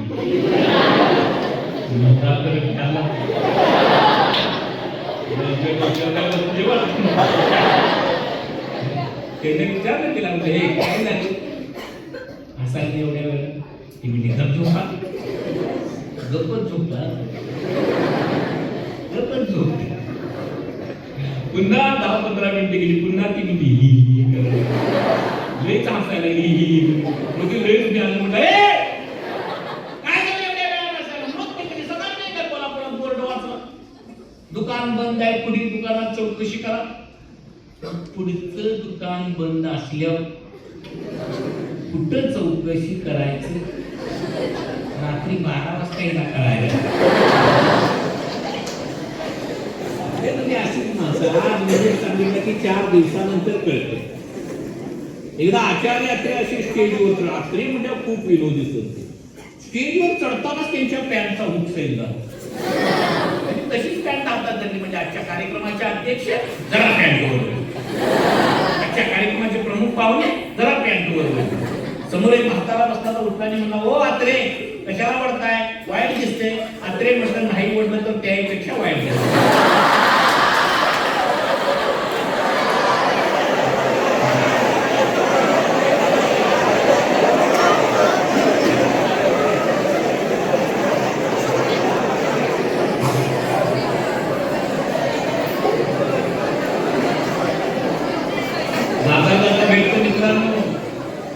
इंग्लिश बोलण्यात तर कमी विरोध आहे. आमच्या एवढे इंग्लिश मिडियमला आले पोरं लयच इंग्लिश बोलतात. क्लास गेली की त्यांचं चालू असतं, ठेव आहे ठेव, माझ्या अंडर खाली आहे, अंडर आणि खाली एकच असते. त्या बापाने बोलत कोणते हो कोणते. इकडे एक माणूस आला इंग्लंडचा आमच्या कौलवला. तिसला त्या दाखवायला शेती दाखवायला एक माणूस गेला आणि समोरून असा मागा. आमच्या त्या मराठी माणसाला त्या इंग्रजी माणसाने विचारलं, व्हॉट इज फिश? गेला कधी इंग्लिश थोडी मिक्स इंग्लिश त्याचं ते म्हणलं, धिस इज भावा. हात नका लावला नाहीतर फुसफुस चावला.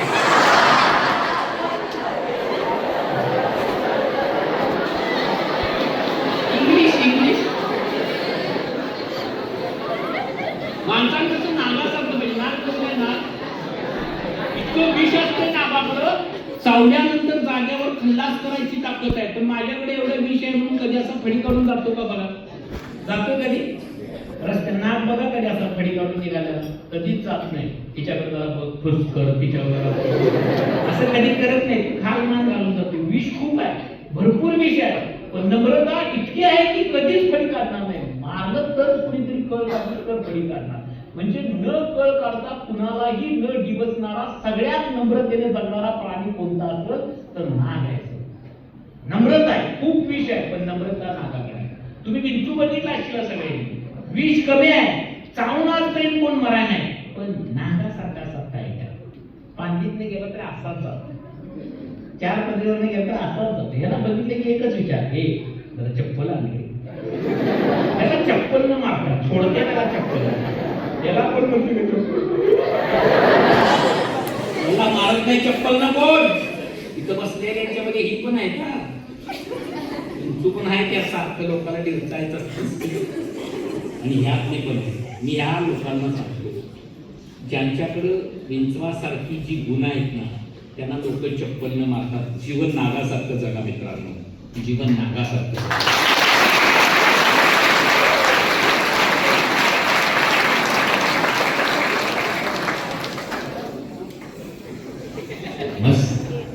यानंतर मी एका आवाजाकडे जाणार. तुम्ही सगळ्यांनी कडक बघितलंय का? लाल लक्ष्मी असं गाबू गुब्बू वाजवते. त्यांच्याकडे एक वाद्य असतं, त्याला गाबू गुब्बू म्हणतात. त्यांच्यात दोन प्रकार असतात. सकाळच्या पारी येते ती बाई रिमिक्स वाजवत नाही, सगळं रिमशिल दिवशी. दुपारी येते ती सगळं रिमिक्स होतं. सकाळी आलेली बाई कसं कसं वाजवते बघा. सकाळी आलेली बाई व्यवस्थित आहे.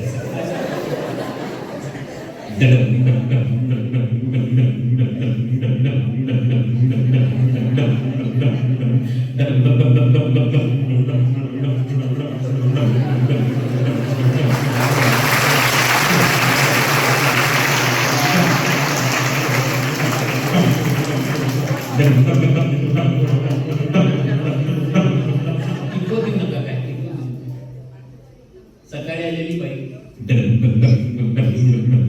उतारलेलं ढोल. दुपारी दोघं जण येतात. ते दिवळ असतं ना, ते बाईच्या डोक्यावर गल्लीत येतात आणि ढोलकं आप्पाकडे असतात. अजून तो गल्लीत यायचा कोपऱ्यावर आपण कसं वाजवतो चढल्या ढोल.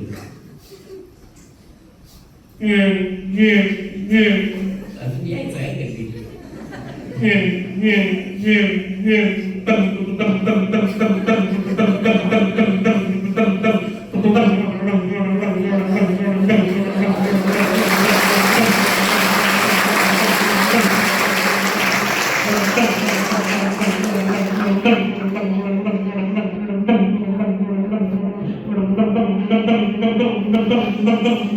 असं वाजवत वाजवत गल्ली करते. ती दिवून खाली उतरते आणि ढोलकं त्या बाईकडे देते. आता बाई रिमिक्सच वाजवते. ती कसं वाजवते बघा.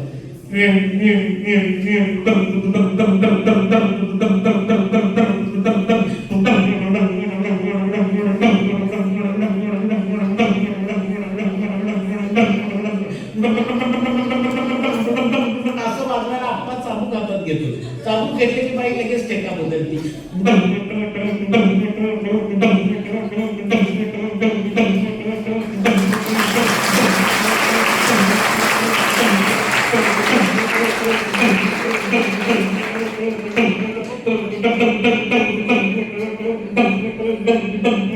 आता चाबूक ठेवला की लगेच मुखवटा घालतोय बाई, पुन्हा ठेका बदलती.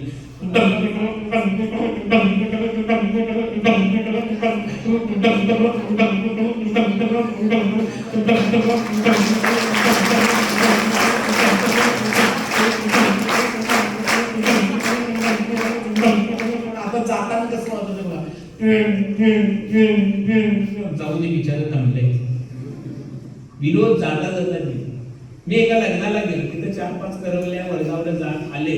दाजी घ्या ना, वहिनी घ्या नाव चालू. काय दाजी नाव घेतो, जिंगायला लागला सकाळपासून उपास. त्यात तर कोणतरी म्हणतो पडत्या बाजू कोणतंच पडती बाजू म्हणजे वहिनीला रागला. आपल्याला म्हणतोय का काय. वहिनी म्हणाली ह्या वर्तावळ्यानेच कुणीतरी घ्यायला पाहिजे. वहिनीच्या वर्तावळ्याकडे बोट केलं ते बिन लग्नाचंच नाही. पण त्याने एक जबरदस्त नाव घेतलं. ते म्हणाले डोकं दुखत होतं म्हणून लावलं विक्स. डोकं दुखत होतं म्हणून लावलं विक्स. त्या करवणींच्या बदली मी अजून एकही नाही केली फिक्स. वहिनीला सांगितलं वहिनी तुम्ही नाव घ्या. वहिनी पण चटकन म्हणजे पिढ्यावर पिढी चप्पल पिढी आमच्या ह्यांना सोडून सगळीच रेडी. दाजी त्याच्या वरता निघा म्हटला अगं बशी तू बशी चप्पल बशी आमच्या हिला सोडून सगळ्याच मोरा बशी. आता घे म्हणी काय नाही. मम्मी आणि डॅड मिळाले की पोरग 100% बिघडते.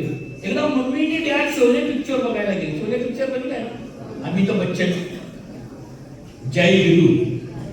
आणि शोले पिक्चर बघायला गेल्यानंतर जाताना 3-4 वर्षाच्या मुलाला घेऊन गेली होती. बाळाला घेऊन गेली. बाळ मध्ये झोपलं पिक्चर बघताना. आणि अफजल खानची डायलॉग बाजी, अमिताभ बच्चनची डायलॉग बाजी असं सुंदर चित्रण त्या पिक्चर मध्ये आहे. आणि त्यातले काही डायलॉग मुलाच्या डोक्यात राहिले होते. आणि ही दोघे जण बाळाला घेऊन घरी आली. बेडरूमला लागून किचन रूम होती. मुलाला बेडवरती झोपवलं आणि ही दोघं किचन रूमला जेवणासाठी आली. जेवताना काय झालं काय कळना, डॅडला सगळं शोले बदलून गायला वाटवायला लागलं. तो आपल्या बायकोकडे बघूनच म्हणायला लागला होता, अरे छमिया हमको भी 2 टुमके दिखाओ ना. ती म्हणली काय करते ना नाही ते तिथे इसरायची. परत म्हटलं हे छमिया हमको 2-4 टुमके दिखा. 2 वर 4 वर गेलं. तसं झोपल्यानं पाय जागा झालं आणि आतनं म्हणालं ए बसंती कुत्ते के सामने मत मार.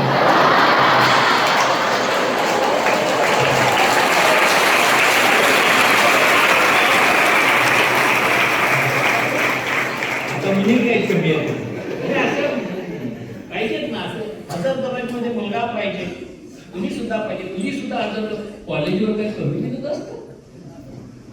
माझी तर इच्छा आहे बाजारला जाताना लिपस्टिक लावून जायची काही गरज नाही. बघणार कोण माळव बरंच बघणार.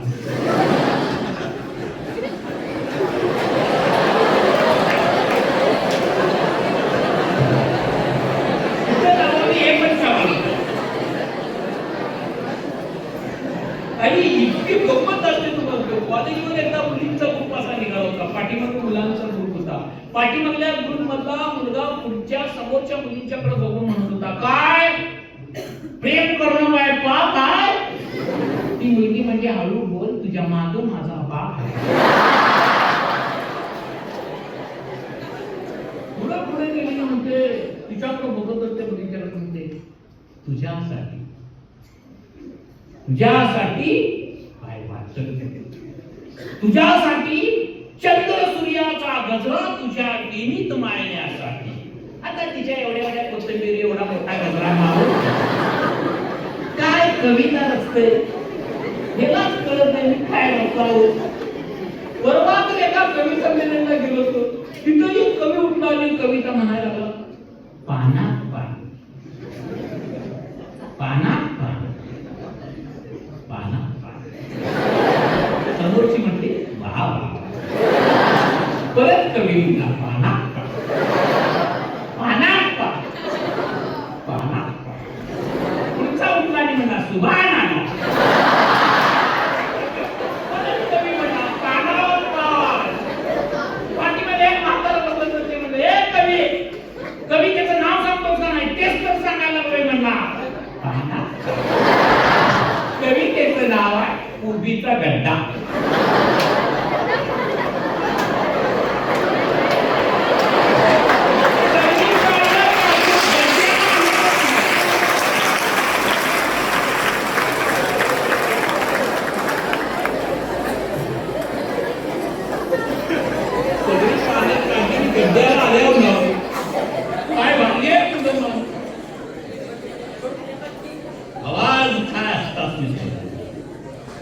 आवाज काढण्यासाठी गळा लागतो. नका मिमिक करणार गळा तुम्हा आम्हाला नरडा. गळा आणि नरड्या फरक आहे. इकडं गळा इकडं नरडा. इकडं पण कधी कधी नरडा तयार होते पण ते जास्त दिवस नवऱ्याबरोबर राहीत नाही. गळा असेल तर नवऱ्याबरोबर आयुष्य काढते. गळा आहे कसे आवाज टीव्हीवर काही आवाज असतात. कोण बनेगा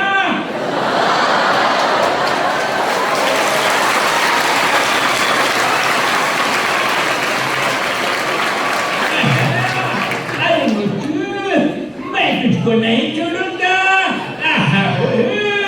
अरे आता हूं मैं. असे आवाज असतात. असे फक्त गळ्याला जरा त्रास द्यायचा असे अनेक आवाज निघतात.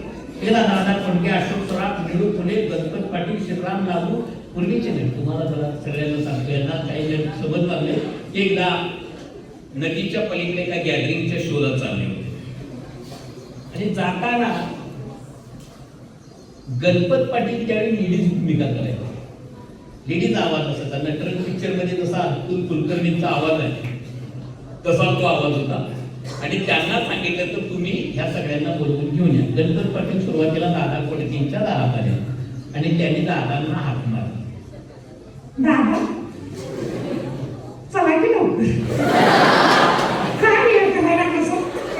दादा आत बसलेले म्हणले हो गणपतराव या मायला तुम्ही नेसला साडी आणि बाजूबाजूला नाडीला कसं जेव म्हणजे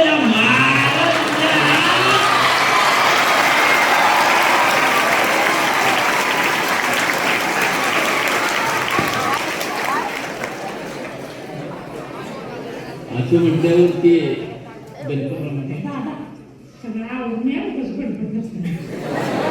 ती आली वाटत निळू फुले यांची वाट बघतो. निळू भाऊ माहिती आहे ना बाई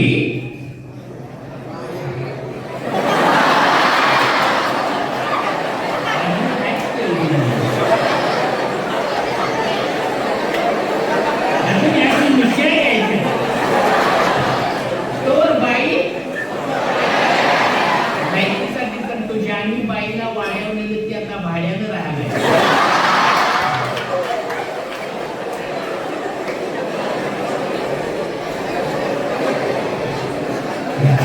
निळू भाऊ यांची वाट बघत निळू भाऊंना त्यांना बघितलं म्हणजे निळू भाऊ म्हटलं या या या काय वेळ केला म्हणा आम्हाला आवडत नाही माणसं नाचा वेळ करत नाही चला म्हटलं. चला म्हणून मी त्यांना घेऊन गेली. वरल्या गल्लीतनं अशोक सराफ आले होते. अशोक सराफने ह्यांना बघितलं होते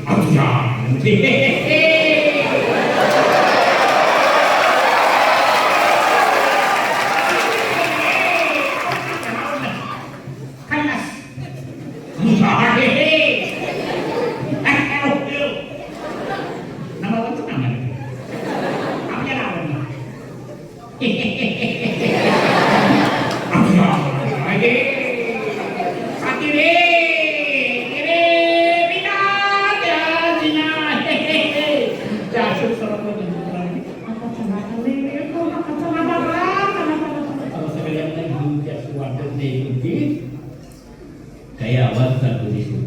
पूर्वीच्या काही एक रेडिओवर आवाज ते आवाज होते रेडिओवरची आवाज.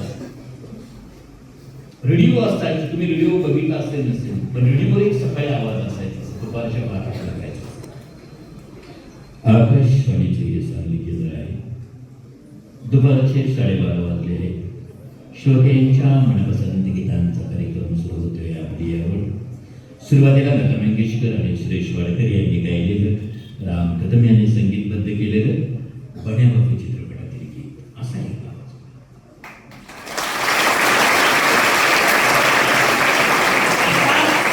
असाच एक राजकीय आवाज आपल्या देशात आता आहे. कुणाचा आवाज आहे?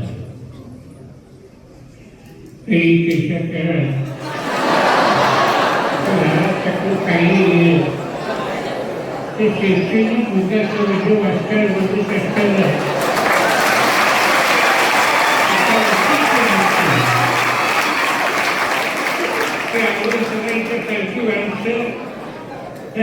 सगळ्यांना दाखल घ्यायचं की तळागाळातला शैक्षणिक विकास करायचा असेल तर अमोल प्रसाद पाटलांच्या सारखी दिलदार माणसं आपल्याला हवे आहे. अशा माणसांचा सन्मान या देशपातळीवरची भावाचं मला वाटते. इथून पुढच्या काळामध्ये त्याला अजून चांगले दिवस यावे हा मागे बरोबर हा आपके साथ है.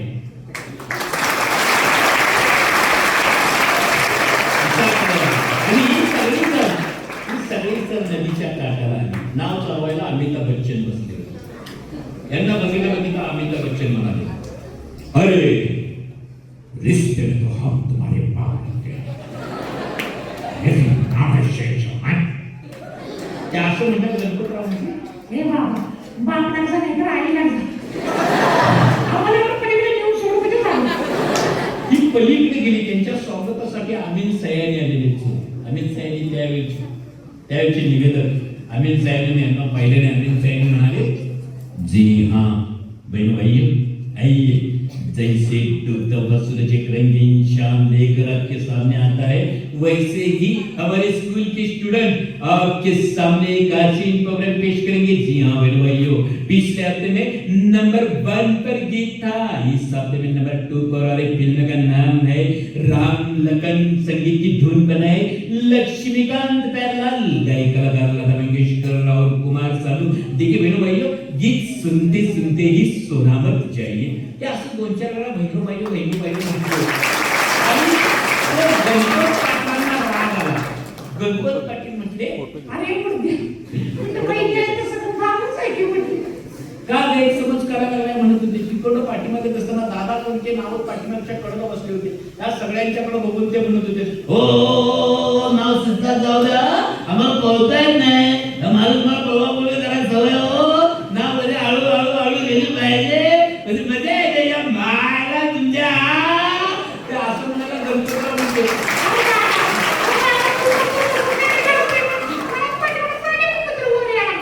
या आईने निळूभाऊ म्हणते, अरे पाठीमागनं पाणी आलं म्हणून झालं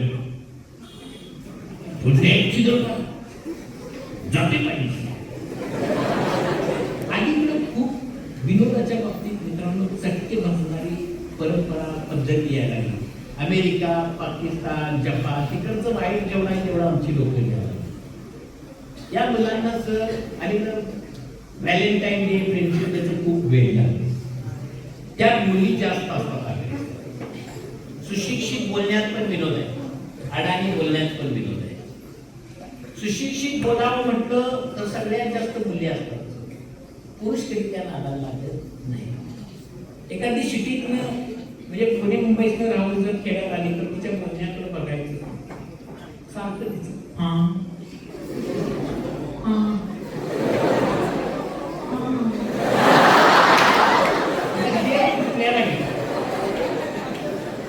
आमच्या इथे पुण्यातून बाहेर राहायला भाषेत काय विरोध आणि मला ती सारखी अशी गल्ली राहणं होते, गल्लीच कंटाळली ती तिच्या बोलण्यात आणि मला त्यात एक विनोदच मिळाला. नेमकं एक दिवशी ती मला म्हणजे यादव सर आमच्या मुलगीची तुम्हाला ओळख करून देते या, पण मी पण गेलो. गेल्यानंतर सुशिक्षित भाषेतलं सर विनोद आहे, तिनं आपल्या मुलगीला हाक मारला, प्रीती ए ना. प्रीती जवळ आली म्हटली, हा गाय.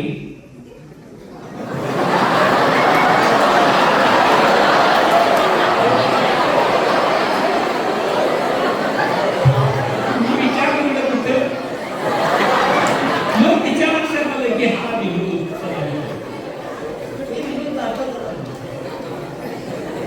व्हॅलेंटाईन फ्रेंडशिप डे सुद्धा फार वाईट आहे. ते डे साजरे करायचे नसतात, ते परकीय देशातले डे आहेत, ते आपल्या इथं साजरे करतात. सर बंदी घाला असतं कॉलेजवर त्या गोष्टी. रक्षाबंधन करायचं त्या दिवशी या कार्ट कॉलेजवर येणार नाही.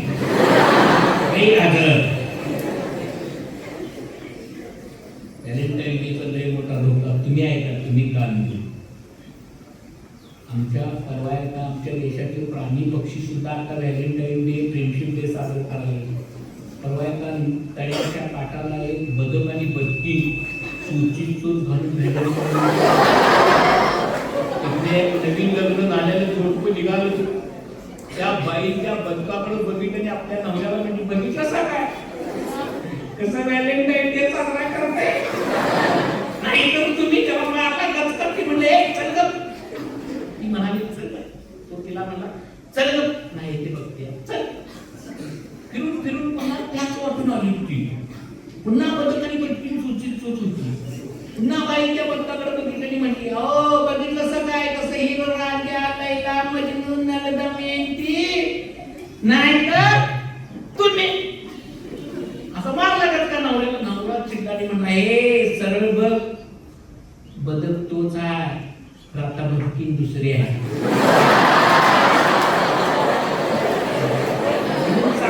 हे मनात लय वाईट आहे. कधी असं विचित्र काम करतील काय सांगता येत नाही. जाता जाता विरोध नेतात फक्त टिकले पाहिजेत मित्रांनो. म्हाताऱ्या माणसाला कधी कमी लेखायचं नाही. तुला काय कळते म्हणायचं नाही. एकदा म्हातारा एका हॉटेलमध्ये गेला आणि त्याने वेटरला विचारलं वेटर गरम काय आहे. वेटर म्हणला चहा. म्हातारा म्हणला त्यापेक्षा गरम काय. वेटर म्हणला भजी आहे. परत म्हातारा म्हणला त्यापेक्षा गरम काय. वेटर म्हणला वडा आहे उपीट आहे इडली सांबार सगळं गरमच आहे. परत म्हातारा म्हणला त्यापेक्षा आणि गरम काय. वेटर चिडला तर म्हणला विस्तू आहे. म्हातारा म्हणला वेटरनं प्लेट मध्ये विस्तू घातला. म्हाताऱ्याजवळ घेऊन आलं. म्हाताऱ्या खिशातून बिडीत काढली. धूर काढला घेऊन जाणं याला महातारा म्हणतात. महातारा म्हातारा नव्हे महातारा. आमच्या इकडे माझ्या बाबतीत एका हॉटेलमध्ये विनोद घडला. मी गेलो हॉटेलमध्ये ते वेटर असं ग्लास घेऊन आलो पण असा आणायला पाहिजे होता. त्यांना असा आणला मोठं टाकायची. मी म्हणले पाण्यात कशाला मोठं रेशीम आपल्यात मिळते, त्यात बोट घातले कुठं वाटतं कुठं जरा परत फिरलेलं बोट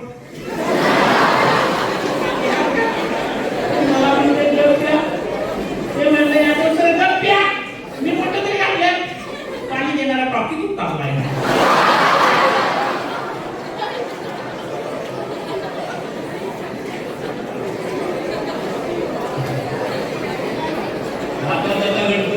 एका आवाजा फेस करतो मित्रांनो, ऑर्केस्ट्रामध्ये बरंच काय काय वाजतं, कोण इन्स्ट्रुमेंट काय वाजवतात बघा कशी. साऊंड ऑपरेटर आता काय बदल करू नका, काय येतोय आवाज व्यवस्थित. ढोलकीवाला आपली ढोलकी व्यवस्थित आहे का बघतो असं नाही व्यवस्थित, ती धुमसवर पण बोट मारून बघते असं. थोडासा बास कमी करा, थोडा हॅलो ट्रबल द्या, ट्रबल.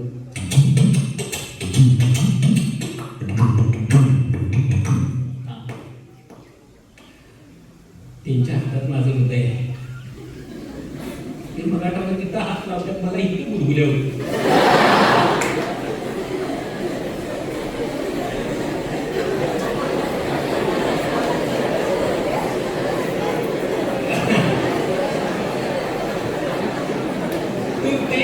कोण काय काय वाजवतो, मग ढोलकीवाला आपली ढोलकी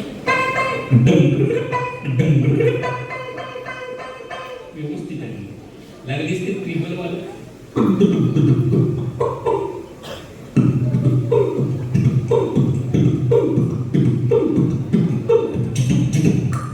व्यवस्थित म्युझिक पॅड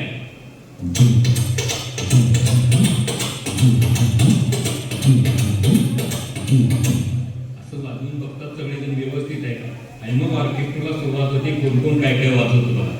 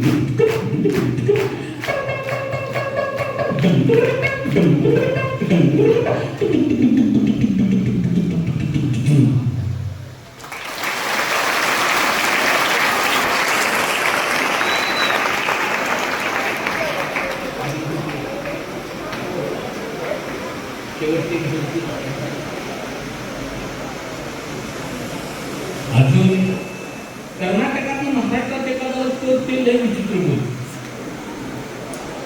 भाषेत काय बदल असतात बघा.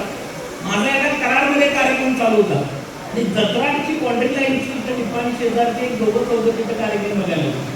त्यातल्या एकानं मला सांगितलं यादव आमच्या जत्रांना येणार, मी म्हणलं येतो. भाषा करतील तर नाही म्हणजे तुम्ही गेलो कार्यक्रमला, गेल्या माझ्या स्वागतासाठी दोघं चौघं रस्त्यावर उभा होते. मला एकानं बघितलं म्हणलं यादव सर या किंवा यादव सर आम्ही तुमचं बघितलंय बघा कराडमध्ये.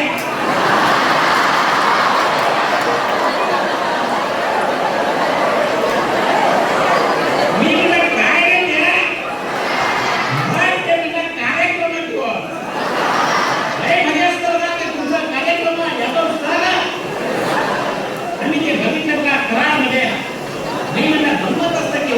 कन्नडमध्ये ते मला म्हणतात मराठीमध्ये काय कधी गंमत असतं काय हो यादव सर मला म्हणला तर पहिली वेळा निघली की तीच असतं की हो मग दुसरीची झंझट कशाला केली ते पाटलाच्या बायकोला पाटली मिळल्यावर रागीत नाही की हो मान्याच्या बायकोला मानी मिळल्यावर रागीत नाही की हो पण गाडव्यांच्या बायकोला गंमतच काय हो तुमच्या मराठीमध्ये म्हणला जमिनीत रवलं की खुट्टा म्हणतं की हो आणि भिंतीत रवल्या खुट्टी लाकूड एकच असतं दोन नावं देतात काय हो लय गंमत असतं अशी काही माणसं असतात बघा काहींना बोलताना स्टार्टर लागत नाही अशी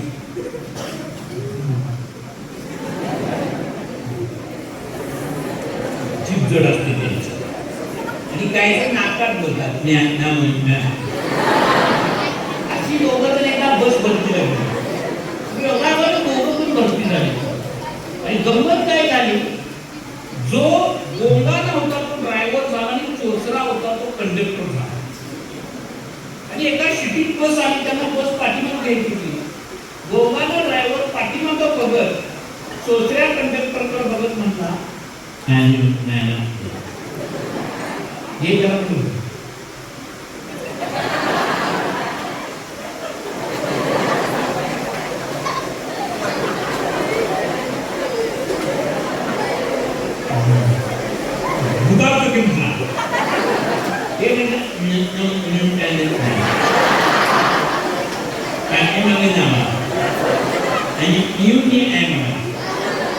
पाठीमागून गेलो खिशाला हात मला शिट्टीच विसरून आलो तो म्हणजे ह्यानं त्याला विचारलं युनियन तो पाठीमागे असा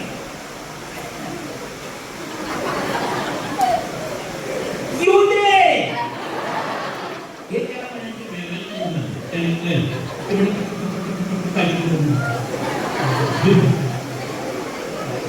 विद्यार्थी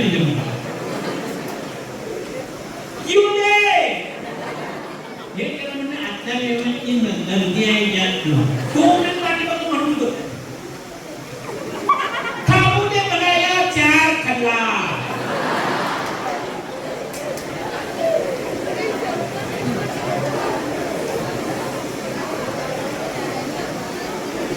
दोन आवाज शेवटचे मग या कार्यक्रमाचा येईल होईल सदैवचा आवाज आपल्या सर्वांच्यासाठी देतो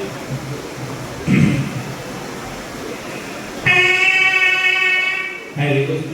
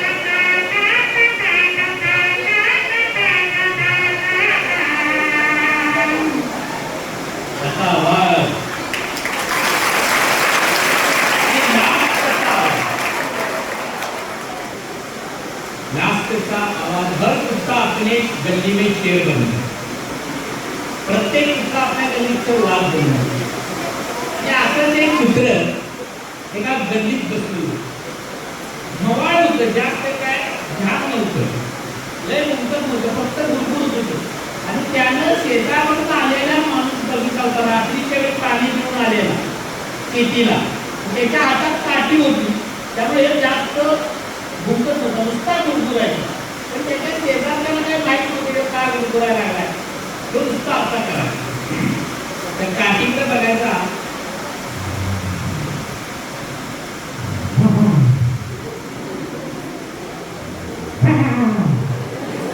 काठी असल्यामुळे झाडाला मोडता नुसता असा करा.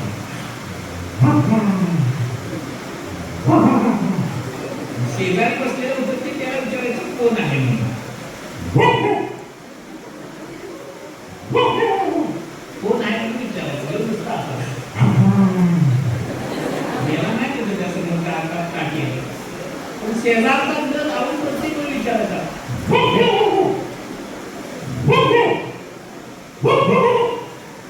तू नुसता असा करायचा, त्याला पण सांगू का काठी आहे म्हणून.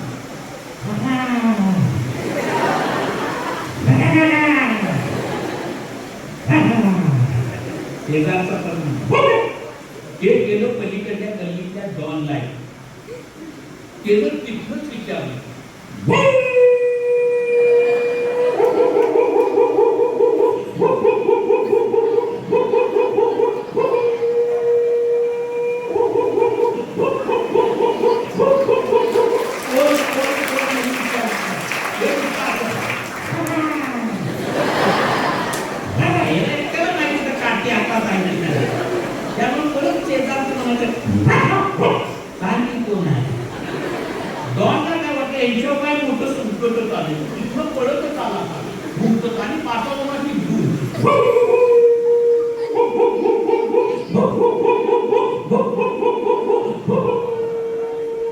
एक पिस्ताळलेलंच त्यांना भेटलं. त्याने विचारलं त्यांना,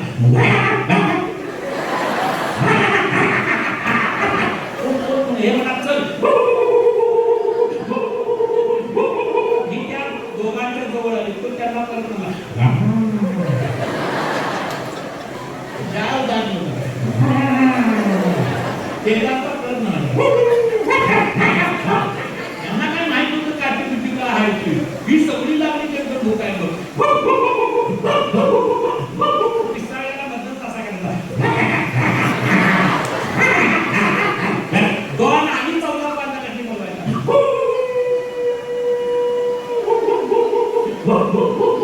सगळी एकदम नुसता असा.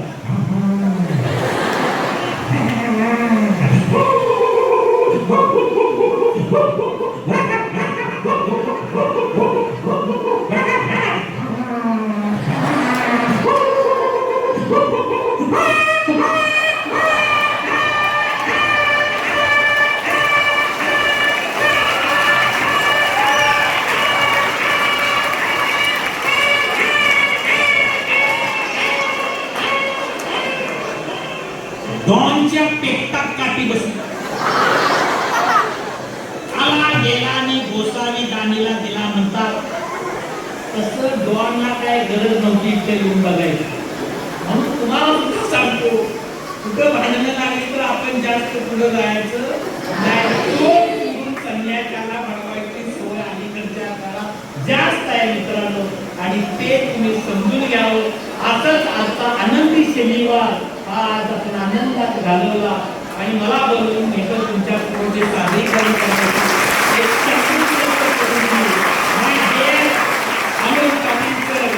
त्यांना इथून पुढच्या वाटचालीस मी शुभेच्छा देतो आणि मी थांबतो. धन्यवाद. धन्यवाद. धन्यवाद सर. आज आपण आमच्या अभिमध्ये येऊन आम्हाला मनमोडाला हसवला.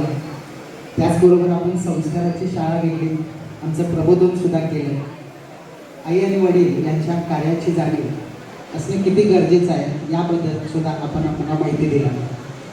शिवविवाह परिवाराच्या माध्यमातून आपलं काम सुरू आहे. आपल्या व्याख्यानातून आपल्या व्यक्तिमत्वाची आणि विचारांची उंची आम्हाला कळाली. आई असते जन्माची शिदुरी, सरतही नाही बुडतही नाही. आपण आईबद्दल जे आम्हाला सांगितलं ते खरोखरच अत्यंत मोलाचे विचार होते. आपण आपल्या विनोदी आणि खुमासदार शैलीत हास्याचा खळखळाट निर्माण केला. विविध वाद्यांचे आवाज, प्राण्यांचे आवाज, कलाकारांचे आवाज करून तुम्ही खूप चांगल्या प्रकारे मनोरंजन त्याचबरोबर प्रबोधन केलं. याबद्दल आपले अनेक अनेक आभार. आमच्या विद्यार्थ्यांनी जोरात पाया वाजवून सर्वांचे अभिनंदन करावे असे मी सर्वांना आचार्य अभिजित पाटील सर यांना विनंती करतो की या खूप चांगल्या कार्यक्रमाचा आपण आभार प्रदर्शन करा. हॅलो.